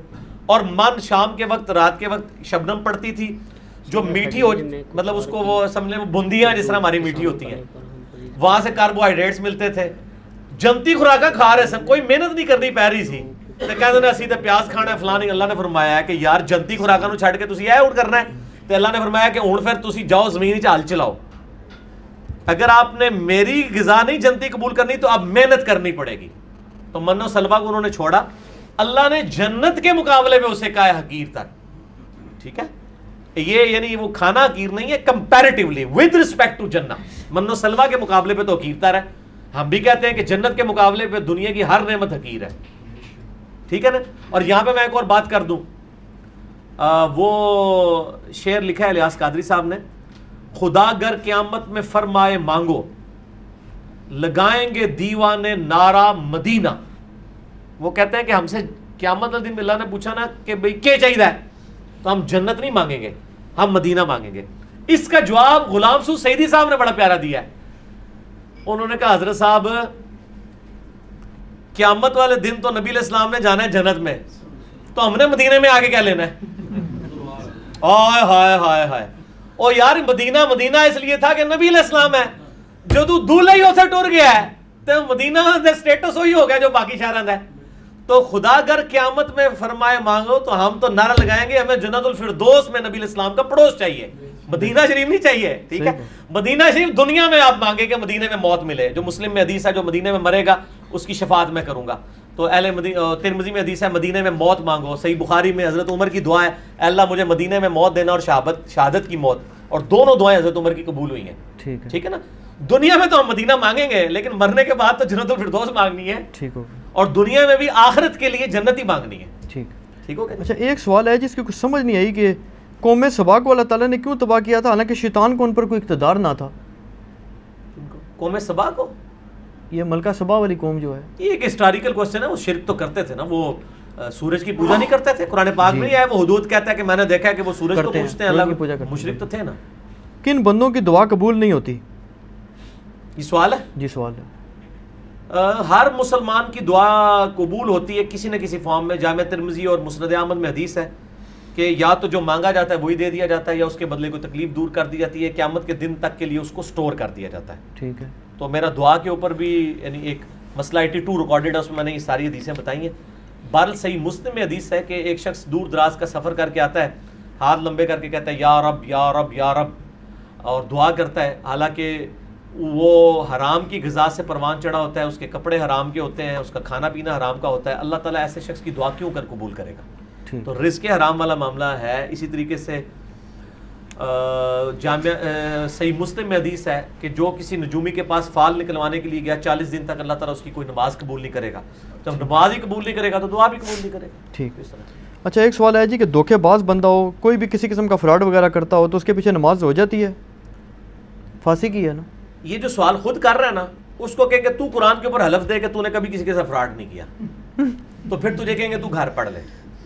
यानी हम लोग आइडियल की तलाश। हमारे यहाँ पे भी वो सियासतदानों के खिलाफ इतनी इतनी बड़ी बातें लोग कर रहे होते हैं, जी फलाना चोर, फलाना है, फलाना भी। मैं ये कहता हूँ यार आप क्या हो? तो आप में से ही वो है ना, जिस तरह वो एक लड़का फेल हो जाता है ना, तो उसका बाप कहता है कि बेटा तू क्यों फेल हुआ? वो कहता है जी अब्बा जी वो जो आपका फलां दोस्त है उसका बेटा भी फेल हो गया। वो कहता है पुत्र तू क्यों फेल होया? वो कहता है अब्बा जी जो फलाना थोड़ा दोस्त है उसका बेटा भी फेल हो गया। कहना मैं तुम पूछा, उन्होंने कहा अब्बा जी मैं भी थोड़े दोस्तों के नाल ही सा ना, मैं भी फेल ही होना सी ना। ठीक है ना जी। तो जब हम खुद ही यही कुछ हैं तो हमारे ऊपर भी वही लोग ही आएंगे ना। ये तो नहीं हो सकता कि इस सिस्टम में से कोई पारसा बंदा ऊपर आ जाए जब सब नीचे। जो जिधर है, जिसका जितना दाव लगा हुआ है लगा रहा है। क्या आप एक रेडी बान को समझते हैं? सुबह के वक्त वो अल्लाह का नाम लेके बैठता है, लेकिन वो सामने दागी फल इस तरह से जाना शुरू करता है तो वो आगा, और लेकिन उससे क्या कहते साढ़े कुरान बड़े पैड़े ने, सब तो बड़ा पैड़ा तू है, तू होता तो उसको बड़ा पैड़ा होता। ठीक है, आप तो नहीं। एक मैं जिस चीज़ से गुजरा हूँ कि एक बंदे को उसने मुझे लिफाफा दिया, मुझे कहना नहीं पाओ नहीं चुन के। मैंने कहा यार ये कौन सा नेक आदमी है। मैंने चुन के अमरूद डाले। अच्छा, उसने पीछे एक लिफाफा लटकाया हुआ था गंदे अमरूदों का ना, तो उसको मैंने तोलने के लिए दिए ना, उसने यूं नीचे रखी हुई थी वो तोलने वाली तरकड़ी, वहां पे लेके गया, इसी दौरान उसने चेंज कर दिया। लेकिन असली इंजीनियर साहब है ना, मैं तसली करता वहां जो उन्हें गिंडा मारियां सब कुछ कर लिया। मैं कहा जनाब मनु दो, मैंने उसकी गिरें खोला। मैंने कहा ये यार ये तो भाई तब्दील हो गया मुझे लगता है, वो मेरे वाले किधर गए हैं? वो कहता नहीं दे दो, मैं होता हूँ देना। इसकी बजाय अगर मैं उन्होंने कहता यार ये तू क्या की दई, मैंने ये नहीं कहा, मैंने उसको बेनिफिट ऑफ डाउट दिया। उसने फिर मुझे खुद चुन के साफ साफ डाल दिए। अच्छा, ये अक्सर लोग जो है ना वो कहते हैं हमने चुनना नहीं है बगैर चुने हुए, तो मैं उनको कहता हूँ ठीक है आप डालें। ये मैं आपको फ्रूट खरीदने का तरीका बता रहा हूँ, आप डालने दें उनको, जब वो डाल लेना। वरना अगर आप कहेंगे ना मैं चुनना हो कहना कर लिफाफा चलना सी तू, वो डाल लेना तो जाहिर है कि उसने 10 दाने डाले हैं, 3 ही उसने दागी डाले होंगे, ये 4, इससे ज़्यादा नहीं होते हैं, इसी में उन्होंने आराम कमाना होता है। तो आप वो 3-4 एक करके उनको कि यार वो हुए तो गलती ना लगता है ख़राब आ गया, कोई और कर दियो करके मैंने इस तरह किया, वो सारे तब्दील हो जाते हैं। ये तरीका है। अगर आप पहले पीना पा के बह जाओगे ओवर के का इधर करना लफाफा हो जा किसी को, फिर तो किसी ने नहीं सौदा देना, उन्होंने पान दो, पा लवे, गंड खोलो, जो खराब है वो पीस पकड़ाए, जो 1-2 अच्छे हैं उसकी तारीफ भी करेंगे, यार बड़े अच्छे पाए ने, ए विच कोई गलती ना ला गया जरा देखना इनू कर दो, और फिर शर्मो शर्मी कारी देगा। उशर का बता दें जी, उशर निकालने का क्या तरीका है? उशर का मतलब ही 10वां हिस्सा है। मसला 95B मेरा देख लें, ज़कात के कदीम और जदीद 70 अहकाम व मसाइल, उसमें मैंने बताया अगर तो यानी वो 10वां हिस्सा आपने देना होगा अगर आपकी ज़मीन जो है वो है बारानी, यानी वो कुदरती चीज़ों से शराब होती है, और अगर आप उसके ऊपर ट्यूबवेल लगाए हुए हैं, अपनी भी वैल्यू एडिशन करते हैं, तो फिर 20वां हिस्सा यानी उससे आधा देना होगा। ठीक हो गया जी? अच्छा जी। अच्छा, मैं ये किसी खातून के अगर ये चल रही हूँ, डेज चल रहे हों, तो उसमें वो जो है कुरान पाक वगैरह पढ़ सकती है? कुरान नहीं पढ़ सकती जी, इसके ऊपर तो इत्तफाक है। पढ़ भी नहीं सकती? नहीं, जुबानी नहीं पढ़ सकती। अच्छा, कुरान नहीं पढ़ सकती, कुरानी दुआएं पढ़ सकती है, कुरानी अस्कार पढ़ सकती है, कुरान की तिलावत नहीं कर सकती। इसके ऊपर भी मेरा क्लिप चढ़ा है, मसला 42 में मैंने डिटेल से ये अहकाम मसाइल। और कोई शख्स वजू के बगैर पढ़ सकता है कुरान? वजू के बगैर तो पढ़ सकता है। जामिया तिर्मिज़ी में अबू दाऊद में हदीस है, मौला अली रज़ियल्लाहु ताला अन्हु अलैहि सलाम कहते हैं कि नबी सल्लल्लाहु अलैहि वसल्लम को हालत जनाबत के अलावा कोई हालत कुरान पढ़ने से माने नहीं होती थी। आप हर हाल में कुरान पढ़ते थे, सिर्फ जब जुनबी होते थे नहीं पढ़ते थे, यानी बगैर वजू के भी पढ़ते थे। और ये भी कुरान के लिए है, सही मुस्लिम में है कि नबी अलैहिस्सलाम जनाबत वाले यानी उन हालात के अंदर भी अल्लाह का जिक्र कर लिया करते थे। ठीक है, जिक्र के लिए कोई प्रोटोकॉल। अच्छा, ये एक भाई ने सवाल किया तो इससे एक और सवाल भी ज़हन में आ गया कि कब्रों से मुर्दे निकाल कर मस्जिद बनाना जायज़ है, लेकिन इसमें एक और सवाल ऐड कर लें। नहीं, पहले सवाल तो करें ना, मुझे कौन सा पता है, मैंने को रटे हुए सवाल। यही सवाल है ना कि कब्र से सवाल ये मैंने किया ना कि कब्र से मुर्दे निकाल कर मस्जिद बनाना जायज़ है। एक मिनट तो रुक जाए, यानी कब्रिस्तान को खत्म कर रहे हैं आप जी, उसकी जगह मस्जिद बना रहे हैं। इन्होंने लिखा ऐसे है कि जी कब्रों से मुर्दे निकाल कर मस्जिद बनाना जायज़ है, यानी वो मुराद निकलते हैं, अड़ियाँ निकलती हैं। ये मुराद होगी। हाँ जी, अड़ियाँ निकलती हैं जी, नहीं बना सकते। अच्छा, इसमें आप कब्रिस्तान में नमाज भी नहीं पढ़ सकते। ठीक। अच्छा, इसमें एक और बात है, नबी इस्लाम ने फरमाया हमाम में नमाज पढ़ने से मना फरमाया। ठीक है। और आपने कब्रिस्तान में नमाज पढ़ने से मना फरमाया। जामिया तिर्मिज़ी अबू दाऊद के अंदर हदीस मौजूद है, हत्ता कि बुखारी मुस्लिम में हदीस है कि घरों को कब्रिस्तान मत बनाओ, उसमें अल्लाह का जिक्र करो। ठीक है। मुराद ये कि और नफली नमाज पढ़ो, मुराद ये कब्रिस्तान में नमाज नहीं हो सकती। तो वैसे अल्लाह का जिक्र हो सकता नहीं। इसमें तो बाद लोग कहते हैं जी दुनिया में कोई ऐसा जरा ही कोई नहीं जहाँ कब्र ना हो। सर ये तो थ्योरी है ना, प्रैक्टिकल बात करें। जो आपको नहीं पता वो तो पानी भी आपके लिए पाक है। ठीक है, जब तक आपको नहीं पता। अच्छा, इस तरह आप फर्जी सवाल बनाना शुरू कर दें। अच्छा, एक बात अक्सर व बेशतर लोग कहते हैं जो सऊदी अरब से आते हैं ना, वो भी अक्सर ये बात करते हैं लोग बाज ना कि यार सुना है कि वहाँ कुछ अरसे के बाद ना वो कोई ऐसा सिस्टम करते हैं लाशों के साथ, या कोई करते हैं और बिल्डोज वगैरह। अगर वो करते हैं तो गलत करते हैं, मुझे नहीं पता वो करते हैं नहीं करते। अच्छा, लाशों की बेरुमती नहीं हो सकती, कब्रिस्तान नए बनने चाहिए। ये नहीं है कि आप उन कब्रिस्तानों में कोई तजाब डाल दें, नए कब्रिस्तान बनाए, कोई इसकी इजाजत नहीं। बच्चे ने अगर आधा कुरान पाक हिफ्ज़ कर लिया, उसके बाद उसको स्कूल में दाखिल करा दिया और बाकी कुरान उसने हिफ्ज़ नहीं किया, तो गुनहगार है? नहीं, कोई गुनहगार नहीं है। गुनहगार उस वक्त है कि जब वो जो आधा किया है उसको भी बुला दे। ठीक है। ये जहरी की नमाजों की जमात सिरी और सिरी की जहरी कराई जा सकती है? जमात नहीं करवाई जा सकती, सजदा साहब वाजिब हो जाएगा। जानबूझ के करेंगे तो ये गुनाह के जुमरे में आएगा। अलबत्ता अकेला कोई पढ़ रहा है तो थोड़ी बहुत आवाज़ ऊंची कर ले तो ठीक है। अच्छा। और बल्कि आप अगर 3 से ज़्यादा आयात जहरी नमाज की सिरन पढ़ दें या सिरन की जहरन, तो सजदा साहब भी करेंगे आप इस पे। अच्छा, ये किसी भाई ने सवाल बड़ा अजीब सा भेज दिया जी कि शराब और जुए के लिए अगर बाप पैसे मांगे तो दिए जा सकते हैं, हालांकि बेटा मांगे तो चलो कोई समझ आ रही है। नहीं, बाप भी मांगते होंगे यकीनन। तुझी क्या समझे, बाप शरीफ होता ना? नहीं, जरूरी नहीं है। नहीं, इस काम के लिए अगर मांगता है तो ना करें, बिल्कुल ना दें, बिल्कुल माजरत कर लें। और बल्कि उसको पकड़ के आप किसी हॉस्पिटल में दाखिल करवा के उनका इलाज करवाएं, ये करवाएं। ठीक है ना जी, ये करना चाहिए। किस्तों पे कोई चीज़ खरीद सकते हैं, क्योंकि कीमतों का आपको पता ही है कि फिर वो होता है कि जी कीमत वैसे ज़्यादा होगी। इसके ऊपर मेरा क्लिप आप देख लें, Islamic banking engineer Mohammad Ali Mirza, मैंने उसमें दलाइल दिए हैं कि किस्तों का कारोबार किन किन शराइत के साथ जायज़ है। इसमें ज़ुबैर अली ज़ई साहब का मौक़िफ़ में ख्याल आपसे फ़र्क है? जी, मैं उनके मौक़िफ़ के साथ एग्री नहीं करता, उनका तफर्रुद है इस पर। ठीक है जी।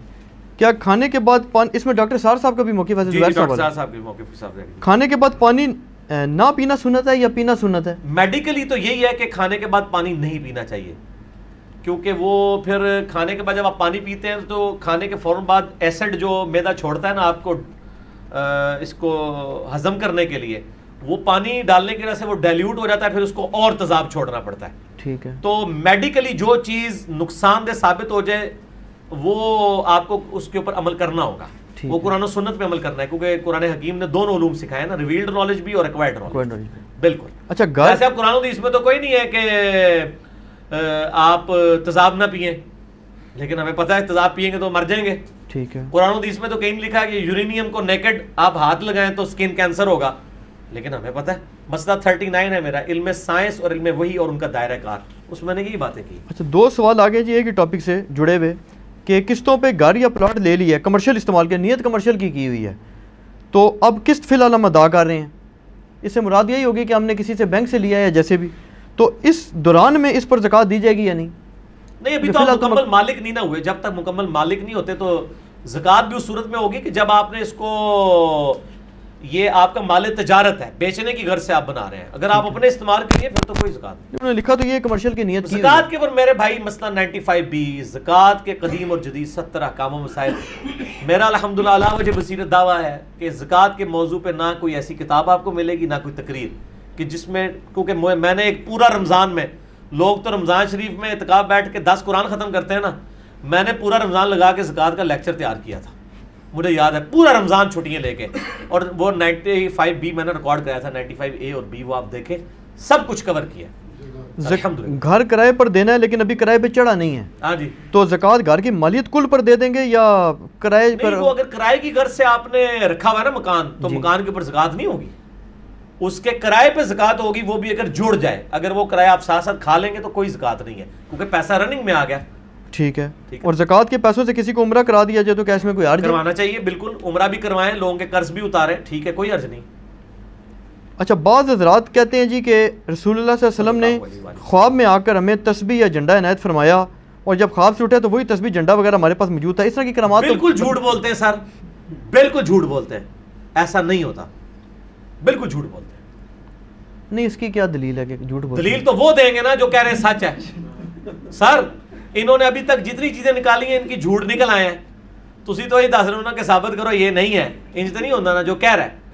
मैं आपको बताऊं, कुछ अर्सा पहले इन्होंने मुसन्नफ अब्दुल रज़ाक के एक नुस्खे का दावा किया जिसमें नूरुम मिन नूरिल्लाह वाली हदीस निकाली बरेलवी मकतब फिक्र ने जी, और कहा जी ये मुसन्नफ अब्दुल रज़ाक का पुराना नुस्खा मिला है। सर, आज के दौर में हम बैठे हुए हैं, नुस्खा जिस कागज़ पे लिखा है वो आज के दौर का कागज़ है, राइटिंग आज, भाई गोरिया ने सारे झूठ फाड़ ले अल्लाह तो बंदे हो। कार्बन डेटिंग एक जरिया है चीज़ों की लाइफ मालूम करने का, ठीक है ना जी, उससे पता चल जाता है कौन सी चीज़ कितनी पुरानी है, ठीक है। जो चीज़ आप काउंटर वेरीफाई नहीं कर सकते, आप उसके बारे में ये नहीं दावा कर सकते। इशा नेमतुल्लाह वली की कहते हैं जी उन्होंने ये प्रेडिक्शन, सर इस तरह नहीं होता।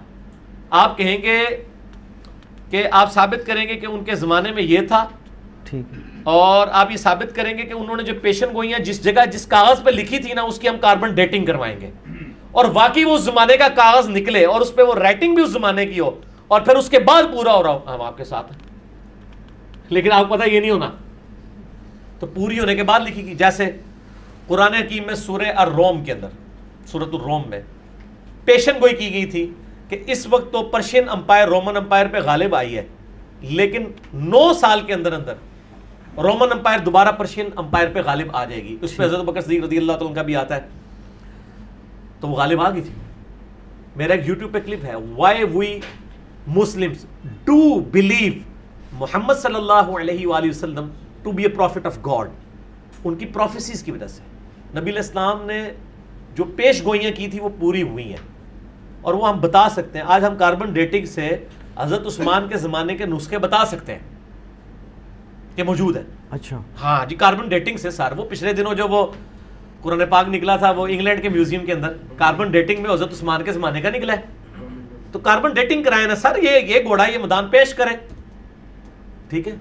इस तरीके से तो नहीं कि आप मुस्तकबिल में आगे दावे, मतलब आप 500 साल पहले के दावे कर रहे हैं और वो दावों के 100 साल बाद एक चीज़ पूरी हुई है, और उसके भी 100 साल बाद एक किताब लिखी गई है कि जी ये 500 साल पहले की किताब लिखी हुई है, जो काउंटर वेरीफाई नहीं होगा। बल्कि मैं इसको अगली बात करता हूँ, जो चीज गोरे की दारत में प्रूफ नहीं आप कर सकते ना, वो हमें ना पेश किया करें।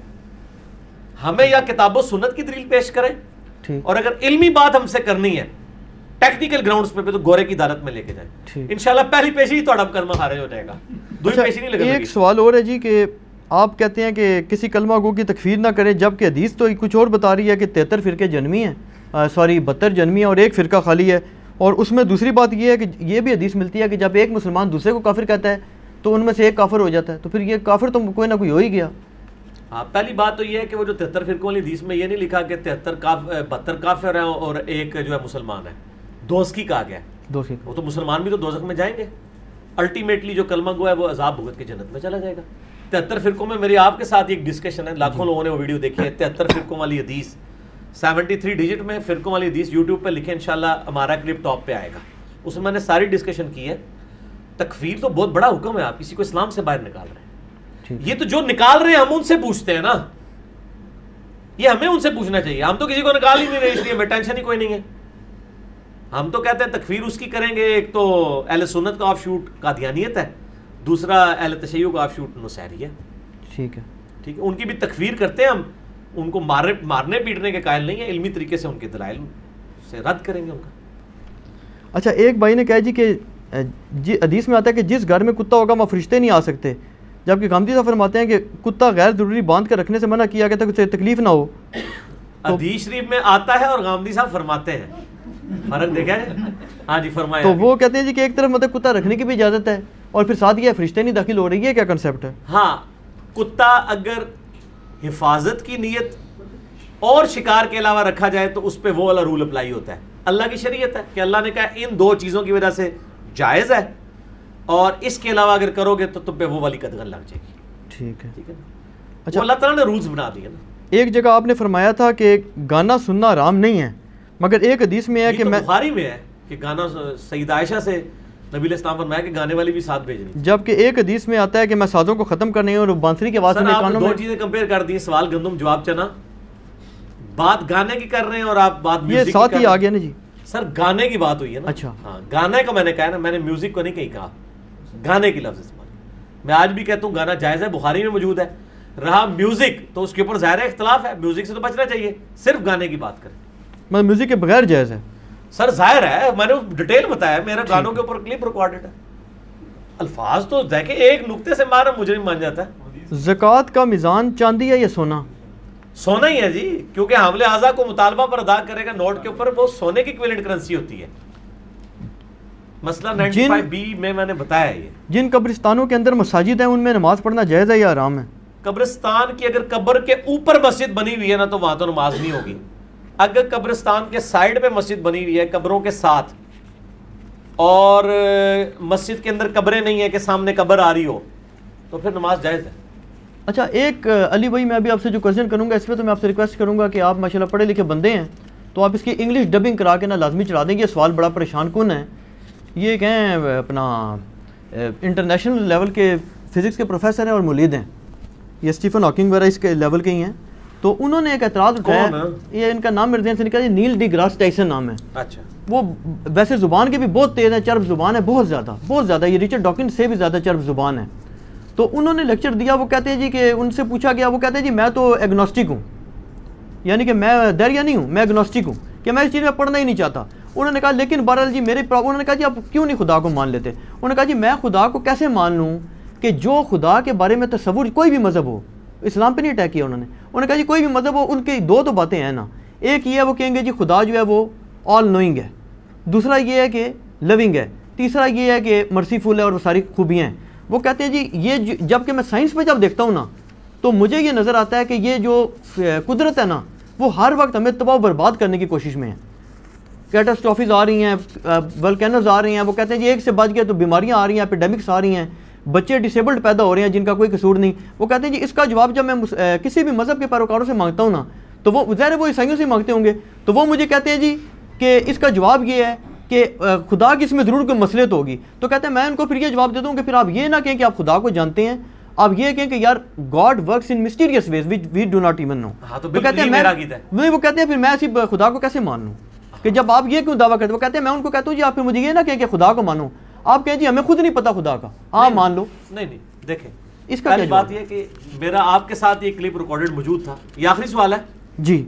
अच्छा, नॉन मुस्लिम्स के क्वेश्चंस और एथियस्ट के question, engineer Mohammad Ali Mirza, 40 minute का मेरा वो क्लिप आपके साथ रिकॉर्डेड है। मैंने उसमें ये सारी बातें की। पहली बात है, मुसलमानों का कहीं दावा नहीं है कि गॉड इज ऑल लविंग, हम तो ये दावा ही नहीं करते। ठीक है, ये तो खुदा के बारे में हमारा दावा ही नहीं है, ये क्रिश्चियनिटी ने ये बात की है। मैं उसूली बात करता हूं कि अगर आप दुनिया को आखिरत के बगैर समझेंगे तो जो हमारे मुखालफीन का मुकदमा है वो मजबूत है, और हम किसी बात का जवाब नहीं देते, जवाब के बगैर ही कहते हैं कि उनके एतराज़ात बिल्कुल ठीक है और हम उनके साथ हैं। लेकिन हमारा मुकदमा आखिरत के साथ जुड़ा हुआ है। हम दुनिया को एक हिस्सा समझते हैं, एक होल लाइफ का एक पोर्शन। आखिरत के साथ जब इसको मैच करेंगे तो बिल्कुल फिट इन है कि अल्लाह ताला बगैर आजमाइश के किस तरह किसी को जांचे, और अगर बगैर आजमाइश के अपने इल्म की बुनियाद पे जांच के फेंक जाए तो आपने गिला करना है कि या अल्लाह मनु एक बार मौका तो देना तकता मैं कितना नेक सा। अल्लाह ताला आपको मौका दे रहा है, सर्कमस्टांसेस से गुजार के आजमा रहा है। आखिरत के साथ दुनिया को समझेंगे फिर समझ आएगी आखिरत। ये तो हूद भाई ने भी बातें की थी कामदी साहब के साथ, वो पड़ा हुआ है क्लिप यूट्यूब के ऊपर। कामदी साहब ने बड़े इंटेलेक्चुअल वे में इन चीज़ों के जवाब दिए, कोई पुराने नए एतराज़ात नहीं है, बहुत पुराने एतराज़ात हैं। खुदा को तो छोड़ दें, ये जो बंदा ये बात कर रहा है उसको कहो कि क्या तुम फिजिक्स की सारी ब्रांचेस को जानते हो, तो वो क्या दावा कर सकता है सारी ब्रांचेस के हर चीज को? ये तो आइंस्टाइन भी नहीं कह सकता। तो क्या इसकी बुनियाद पर उसने फिजिक्स के एज ए इल्म होने का इनकार कर दिया, इस सब्जेक्ट का इनकार कर दिया? वो कहेगा सब्जेक्ट को मैं मानता हूं, मेरी एक्सपर्टीज इतनी तक है। तो जो मखलूकात पे आपकी एक्सपर्टीज इतनी तक है, जो खालिक है, जिसका इतना डाइवर्सिफाइड नॉलेज है, उसकी हर चीज के बारे में आपको नॉलेज होना क्यों जरूरी है? आपको तो दुनिया में कई चीजों का नॉलेज नहीं है, तो आप इसकी बुनियाद पे उस पूरे इल्म का तो इनकार नहीं कर रहे, तो खुदा का इनकार क्यों कर रहे हैं लॉजिकली स्पीकिंग? तो बाकी अल्लाह इसका पाबंद तो नहीं है कि वो आपको अपने सारे फैसलों के बारे में करे। आप अपने कई फैसले अपनी औलाद से नहीं डिस्कस कर सकते, आप अगर बॉस हैं तो अपने सबऑर्डिनेट से नहीं डिस्कस कर सकते। तो दुनिया में अल्लाह ताला ने इसलिए तो नहीं कि उसने अपने सारे मामला लोगों से डिस्कस है। और इसी चीज़ को एड्रेस करता है वो किस्सा खिज़र और मूसा अलैहिस्सलाम, वो बेसिकली इसी चीज़ के ऊपर है कि बज़ाहिर जो कुछ हो रहा होता है, हमें बाज़ का क्रूशियल भी लग रहा होता है कि एक बच्चे की गर्दन मुड़ गई, बच्चा बचपन में यतीम हो गया। अल्लाह ये फैसला क्यों कर रहा होता है? तकदीर के फैसले अल्लाह ताला ने हर बंदे को आजमाना है, किसी को औलाद दे के, किसी से ले के, किसी को दौलत दे के, किसी से ले के। उसने हज़ारों टेस्ट हर बंदे के लिए मुख्तलिफ रखे हुए हैं। ठीक है, दुनिया में कितने नेक इंसान हैं जो कत्ल हो गए हैं, और कितने बदमाश हैं जो इस तरह ज़िंदगी गुजारते रहे। अगर आखिरत ना हो तो वाकई उनका एतराज़ ठीक है, ये तो बड़ा जुल्म का निज़ाम है। लेकिन अगर आखिरत हो कि वो दुनिया में कत्ल हो के आखिरत की अरबों साल की ज़िंदगी उनको मिल गई है, तो वो उनसे ही पूछ ले, वो कहेंगे यार असी चंगे रह गए थे। जब वो खुद कह रहे हैं कि हम अच्छे रह गए हैं, हुसैन अलैहिस्सलाम उनके साथी कहेंगे हम अच्छे रह गए हैं, तो आप क्यों उनकी तरफ से वकालत करते हैं? ठीक हो क्या जी? तो पूरे मुकदमे को समझें। ठीक है जी, मेरे ख्याल है इसको कंक्लूड करते हैं, तो इंशाअल्लाह हम नमाज़ों को जमा करते हैं। अल्लाह ताला से दुआ है जो हक बात मैंने कही अल्लाह ताला हमारे दिलों में रासिक फरमाए। अगर जिस बात में मेरे मुंह से गलत बात निकल गई तो अल्लाह ताला हमारे दिलों से माफ़ कर दे। सुब्हानक अल्लाहुम्मा व बिहम्दिका अशहदु अल्ला इलाहा इल्ला अंता अस्तगफिरुका व अतूबु इलैक व मा अलैना इल्लल बलागुल मुबीन। जज़ाकुमुल्लाहु खैरन व अहसन।